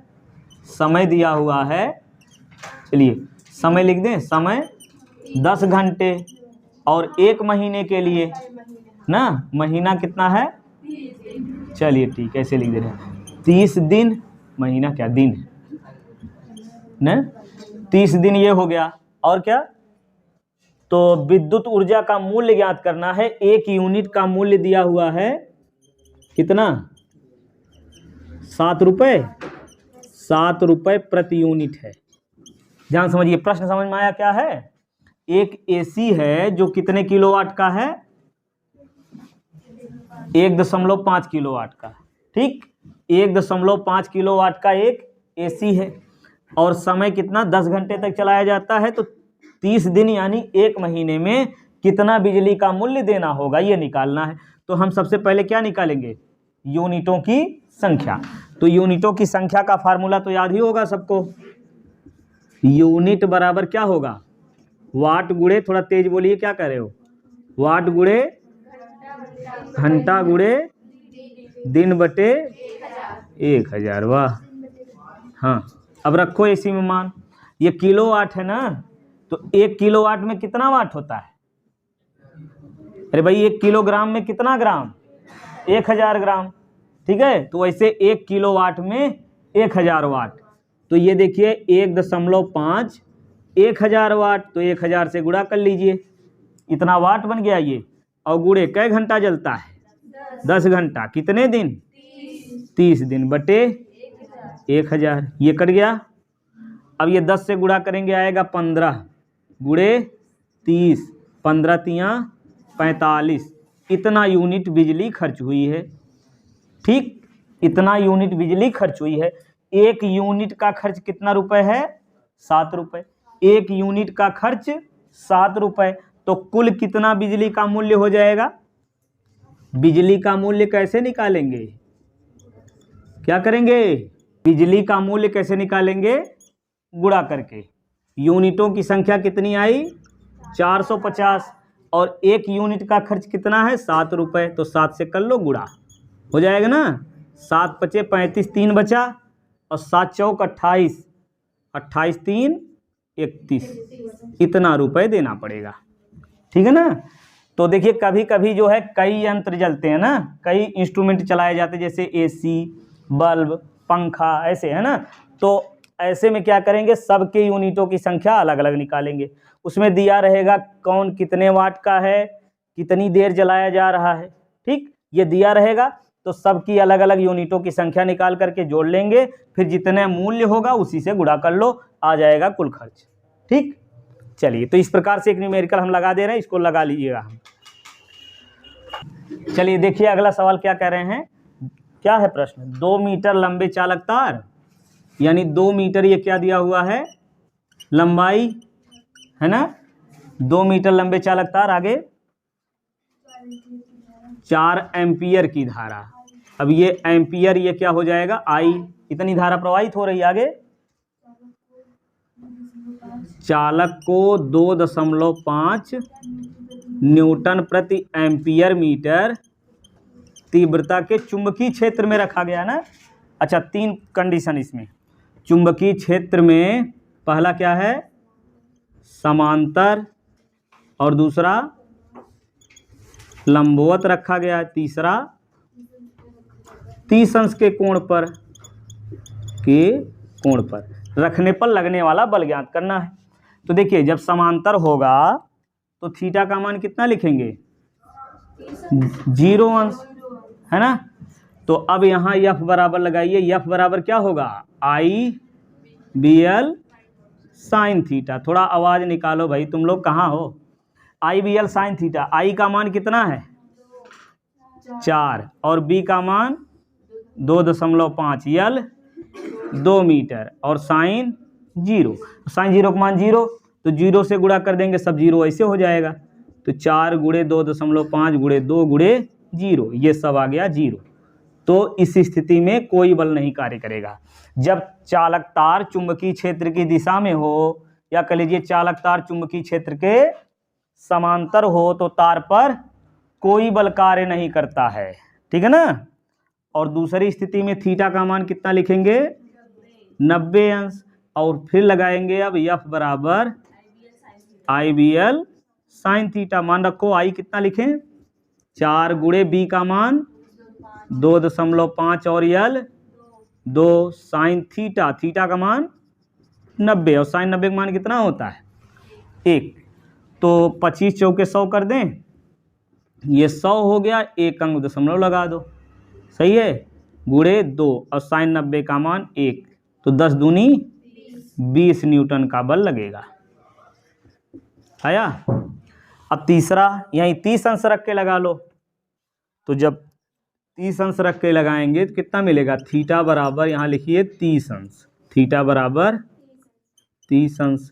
तो F बराबर आई बी एल साइन थीटा की जगह यहाँ 30 कर देंगे। चलो थीटा लिख दें एक बार, साइन थीटा। अब ये हो गया आई का मान 4, बी का मान 2.5 और यल फिर वही 2 और साइन 30। अब ये हो गया, देखिए 25 चौके 100, 1 अंक दशमलव लगेगा, 10 आया, गुणे 2 साइन 30 का मान 1/2, ये 2 कैंसिल, मिल गया कितना 10 न्यूटन। ये लगने वाला बल हो गया, ठीक है। इसी प्रकार से आता है, देखिए जितना न्यूमेरिकल बता दे रहे हैं इसी टाइप से आएगा, आप सब सॉल्व कर ले जाएंगे। तो देखिए लास्ट में हम कुछ न्यूमेरिकल देंगे जिसको आपको सॉल्व करना होगा, ठीक है ना, उसको सॉल्व करिएगा। चलिए फिर इसके बाद अगला प्रश्न देखेंगे हम। कितना आवेश दिया हुआ है 3.2 गुणे 10 की घात -19 कूलाम का आवेशित कण है ना। आगे 2 गुणे 10 की घात 5 मीटर प्रति सेकेंड की चाल से गति कर रहा है ना। कहाँ गति कर रहा है, कितना चुंबकीय क्षेत्र में, 1 गुणे 10 की घात 4 वेबर प्रति मीटर स्क्वायर तीव्रता के चुंबकीय क्षेत्र में गति कर रहा है ना। अब 3 स्थितियां दी हुई हैं इसमें भी, जब लंबवत है और दूसरा समांतर है, और तीसरी स्थिति क्या है 30 अंश के कोण पर है, 30 अंश के कोण पर, ठीक है, लग जाएगा ना उसी प्रकार से। तो यहाँ कौन सा फार्मूला लगेगा, F बराबर हाँ QVB साइन थीटा। तो जब लंबवत है थीटा का मान लिखेंगे 90 अंश, तो F बराबर क्या होगा QVB साइन थीटा, है ना। Q का मान कितना है 3.2 गुणे 10 की घात -19, और वेग कितना हो जाएगा 2 गुणे 10 की घात 5 हो गया, और B का मान कितना दिया हुआ है यहाँ पे 1 गुणे 10 की घात 4, और साइन कितना है साइन 90 अंश। बस यही सॉल्व कर लो। देखो गिनती पहले लिख लेंगे सब ना, या तो ऐसा कर लो, ये 3.2 गुणे, और गिनती में क्या है ये 2 है और 1, 2 का गुणा 1 में करेंगे 2, वही 2 एक बार लिख लो। अब 10 की घात सब क्रम से लिख लो, 10 की घात कितना -19, और 10 की घात ये 5 और 4 जोड़ दें, इसको कितना हो जाएगा, देखिए दोनों प्लस में जुड़ जाएगा 9, और साइन 90 का मान 1। बस ये सॉल्व करो, कितना होगा 2 दूना 4 6, है ना, 6.4, और गुणे में 10 की घात कितना हो जाएगा ये -19 + 9 कितना आएगा -10। बस हो गया, इतना न्यूटन का बल लगेगा, ठीक। इसी प्रकार से ये समांतर वाला हो जाएगा। समांतर वाला कैसे लिखेंगे, थीटा का मान यहाँ कितना लिखेंगे 0 अंश, है ना। जब समांतर है थीटा का मान 0, तो F बराबर हो जाएगा QVB साइन थीटा, और Q का मान 3.2 गुणे 10 की घात, देखिए मान रखेंगे 0 हो जाएगा, सब 0 आ जाएगा, है ना, -19 और गुणे 2 गुणे 10 की घात 5, फिर गुणे में 1 गुणे 10 की घात 4 और साइन 0, तो ये हो जाएगा 6.4 गुणे 10 की घात कितना, -19 और गुणे 10 की घात 9, साइन 0 का मान 0, तो ये सब 0 हो जाएगा ना। इधर गुणा करो या ना करो, ऐसे पूरा ऐसे भी लिख करके गुणे 0 और फिर 0 से किसी भी गुणा करते हैं कितना आता है, 0, बस 0 हो जाएगा। अब ये 30 वाला निकाल लेंगे, लगाइए जल्दी से, F बराबर QVB साइन थीटा, है ना, तो यहाँ से हो जाएगा, नीचे लिखे Q का मान 3.2 गुणे 10 की घात -19 और V कितना है 2 गुणे 10 की घात 5 और फिर B का मान 1 गुणे 10 की घात 4, तो 1 नहीं लिख रहे हैं, 10 की घात 4 लिख दे रहे हैं ना, 1 का गुणा करेंगे यही रहेगा, और साइन 30 अंश, बस यही सॉल्व कर लो। 32 दूनी कितना हो जाएगा 64, यानी 6.4 हो गया इतना, है ना, और आगे कितना आएगा 10 की घात -19 और गुणे 10 की घात 9 हो गया, और साइन 30 का मान कितना होता है 1/2, ठीक, ये 2 से काट दो या यहीं काट दिए होते, चलिए 3.2, तो आएगा 3.2 गुणे 10 की घात -10 न्यूटन, ठीक है। तो ये हो गया जब कोई आवेशित कण चुंबकीय क्षेत्र में गति करता है उस पर लगने वाला बल, ठीक। और इसके पहले अभी देखा था क्या, जब चुंबकीय क्षेत्र में कोई तार नहीं, चुंबकीय क्षेत्र में रखे तार में जब धारा प्रवाहित करते हैं तो उस पर लगने वाला बल, तो ये 2 टाइप का इसमें हो गया। अब एक और इसमें आता है कि अनंत लंबाई के चालक तार के कारण चुंबकीय क्षेत्र तीव्रता और वृत्ताकार लूप के केंद्र पर चुंबकीय क्षेत्र तीव्रता, ठीक है। तो छोटा छोटा सवाल है, इसमें भी समझ लीजिए जल्दी से।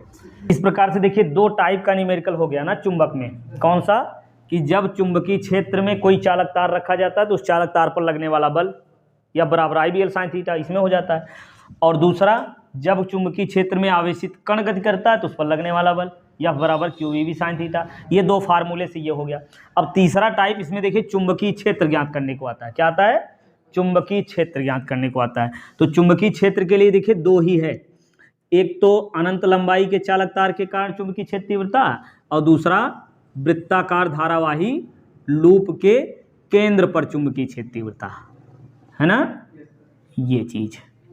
तो ये मान लो I एम्पियर की धारा इसमें प्रवाहित हो रही, इसमें भी I एम्पियर की धारा प्रवाहित हो रही, तो देखिए हम न्यूमेरिकल बना के बता दे रहे हैं। तो मान लो ये अनंत लंबाई का चालक तार है, इसमें 5 एम्पियर की धारा प्रवाहित हो रही है, और इस तार से 10 सेमी दूरी पर, देखिए ये पूछा गया है पिछले साल ना, तो 5 एम्पियर की धारा प्रवाहित की जा रही है और 10 सेंटीमीटर दूरी पर चुंबकीय क्षेत्र तीव्रता ज्ञात करनी है ना। तो अनंत लंबाई के चालक तार के कारण चुंबकीय क्षेत्र के लिए सूत्र हमको याद रखना, क्या, μ0I/2πr, ठीक। और वृत्ताकार लूप अगर है तो इसके लिए चुंबकीय क्षेत्र होता है μ0, देखिए I एम्पियर की धारा, R त्रिज्या है ये, तो μ0I/2r होता है, ठीक। अब यहाँ से हमको एक चीज़ और याद रखना है, देखिए बायो सेवर्ट के नियम से हम लोग पढ़ चुके हैं, B बराबर μ0/4πIdl साइन थीटा/r², देखिए तो ये एक और न्यूमेरिकल इस टाइप का बन जाएगा, जिसे इसमें धारा दिया रहेगा, अल्पांश की लंबाई, दूरी, कोण दिया रहेगा, चुंबकीय क्षेत्र तीव्रता ज्ञात करनी होगी, ठीक। तो μ0/4π का मान होता है, यहाँ लिख दे रहे हैं क्या, μ0/4π कितना होगा 10 की घात -7, ठीक। अब जहाँ जरूरत पड़ेगी जैसी वैसी हम रख लेंगे, तो रखिए इसमें, देखिए क्या दिया हुआ है, I बराबर 5 एम्पियर और दूरी कितनी है 10 सेमी, तो इस सेमी को मीटर में बदल लो, 10 की घात -2 मीटर, सही है। तो R बराबर कितना आ जाएगा 10 की घात -1 मीटर, ठीक। अब क्या करें, I और R मिल गया तो चुंबकीय क्षेत्र तीव्रता निकाल लो, B बराबर μ0I/2πr। तो म्यू नॉट अपान 4 पाई 10 की घात -7 है ना, तो ये 2 पाई अगर यहाँ होता तो 2 से गुणा करते दोनों में, तो यहाँ भी 2 से गुणा करते तो म्यू नॉट अपान 2 पाई आ जाता, तो यहाँ आ जाता 2 से गुणा करके, है ना। तो म्यू नॉट अपान 2 पाई का मान मिलेगा 2 गुणे 10 की घात -7 और आई का मान 5 और दूरी कितनी देखिए, म्यू नॉट अपान 2 पाई का मान ये हो गया, आई का मान लिख दिए। अब आर का मान लिखेंगे, आर कितना है 10 की घात -1, ठीक। अब इस एक को ऊपर कर लीजिए, कितना बन जाएगा 5 दूना 10 और गुणे 10 की घात -1 है, ऊपर आ जाएगा प्लस और 10 की घात -7 है ही, 10 की घात 2 गुणे 10 की घात -7, तो ये कितना बन गया, b बराबर आ गया 10 की घात -5 मात्रक क्या होता है, वेबर प्रति मीटर स्क्वायर, ये हो गया न्यूटन प्रति एम्पियर मीटर, चाहे जो लिखिए। तो इस प्रकार से ये हो गया। अब इसमें देखिए एक लास्ट ये क्या कि ये इसी में मान ले रहे हैं, है ना, कि 5 एम्पियर धारा प्रवाहित की जा रही है, धारावाही आर त्रिज्या के या कह लीजिए 10 सेमी त्रिज्या के धारावाही चालक तार में 5 एम्पियर धारा प्रवाहित की जा रही है। तो इसके केंद्र पर चुंबकीय क्षेत्र की तीव्रता ज्ञात कीजिए। तो इसके लिए क्या करेंगे, देखिए वही चीज, आई का मान 5, आर का मान 10 की घात -1, वही होगा। फार्मूला जो है वो क्या लगेगा, b बराबर mu not I upon 2r, यही ना। तो म्यू नॉट का मान यहाँ से रखिए, म्यू नॉट का मान क्या बनेगा, यहाँ गुणा हो जाएगा, कितना बनेगा बताइए, म्यू नॉट का मान 4 पाई इंटू 10 पावर -7, ये तो म्यू नॉट हो गया। और गुणे आई का मान कितना होगा 5 एम्पियर और यहाँ लिखिए 2, आर का मान कितना होगा 10 सेंटीमीटर, और 10 सेंटीमीटर को जब मीटर में बदलेंगे तो कितना आ जाएगा 10 की घात -1, ठीक।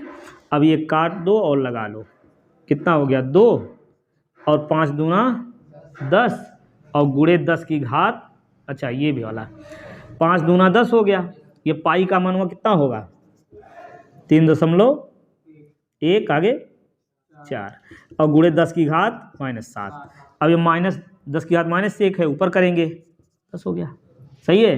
तो यहाँ लिखिए 3.14 गुणे 10 की घात -7 और ये 10 और 10 कितना हो गया 10 की घात 2, ठीक। तो कितना बन जाएगा 3.14 गुणे 10 की घात -5, इतना क्या आया वेबर प्रति मीटर स्क्वायर। इतना प्रकार से जो है न्यूमेरिकल होता है, पूरा फिजिक्स पूरा कंप्लीट हो गया, ठीक है। तो इस प्रकार से देखिए आप इतना देख लिए हैं तो इतना अच्छे से याद हो गया। यदि आप वीडियो अभी देख रहे हैं, जल्दी अभी समय है एग्जाम में, तो क्या करिए कि इसको अच्छे से क्रम से नोट कर लीजिए सब, ठीक है। इसको अच्छे से नोट कर लेंगे तो एग्जाम से पहले एक बार पेज जो है पलट के देख लेंगे तो सभी टाइप के न्यूमेरिकल दिमाग में अच्छे से आ जाएंगे, है ना। तो चलिए पढ़ते रहिए। अब जो है अगली स्ट्रेटजी के साथ हम लोग मिलते हैं अगले वीडियो में।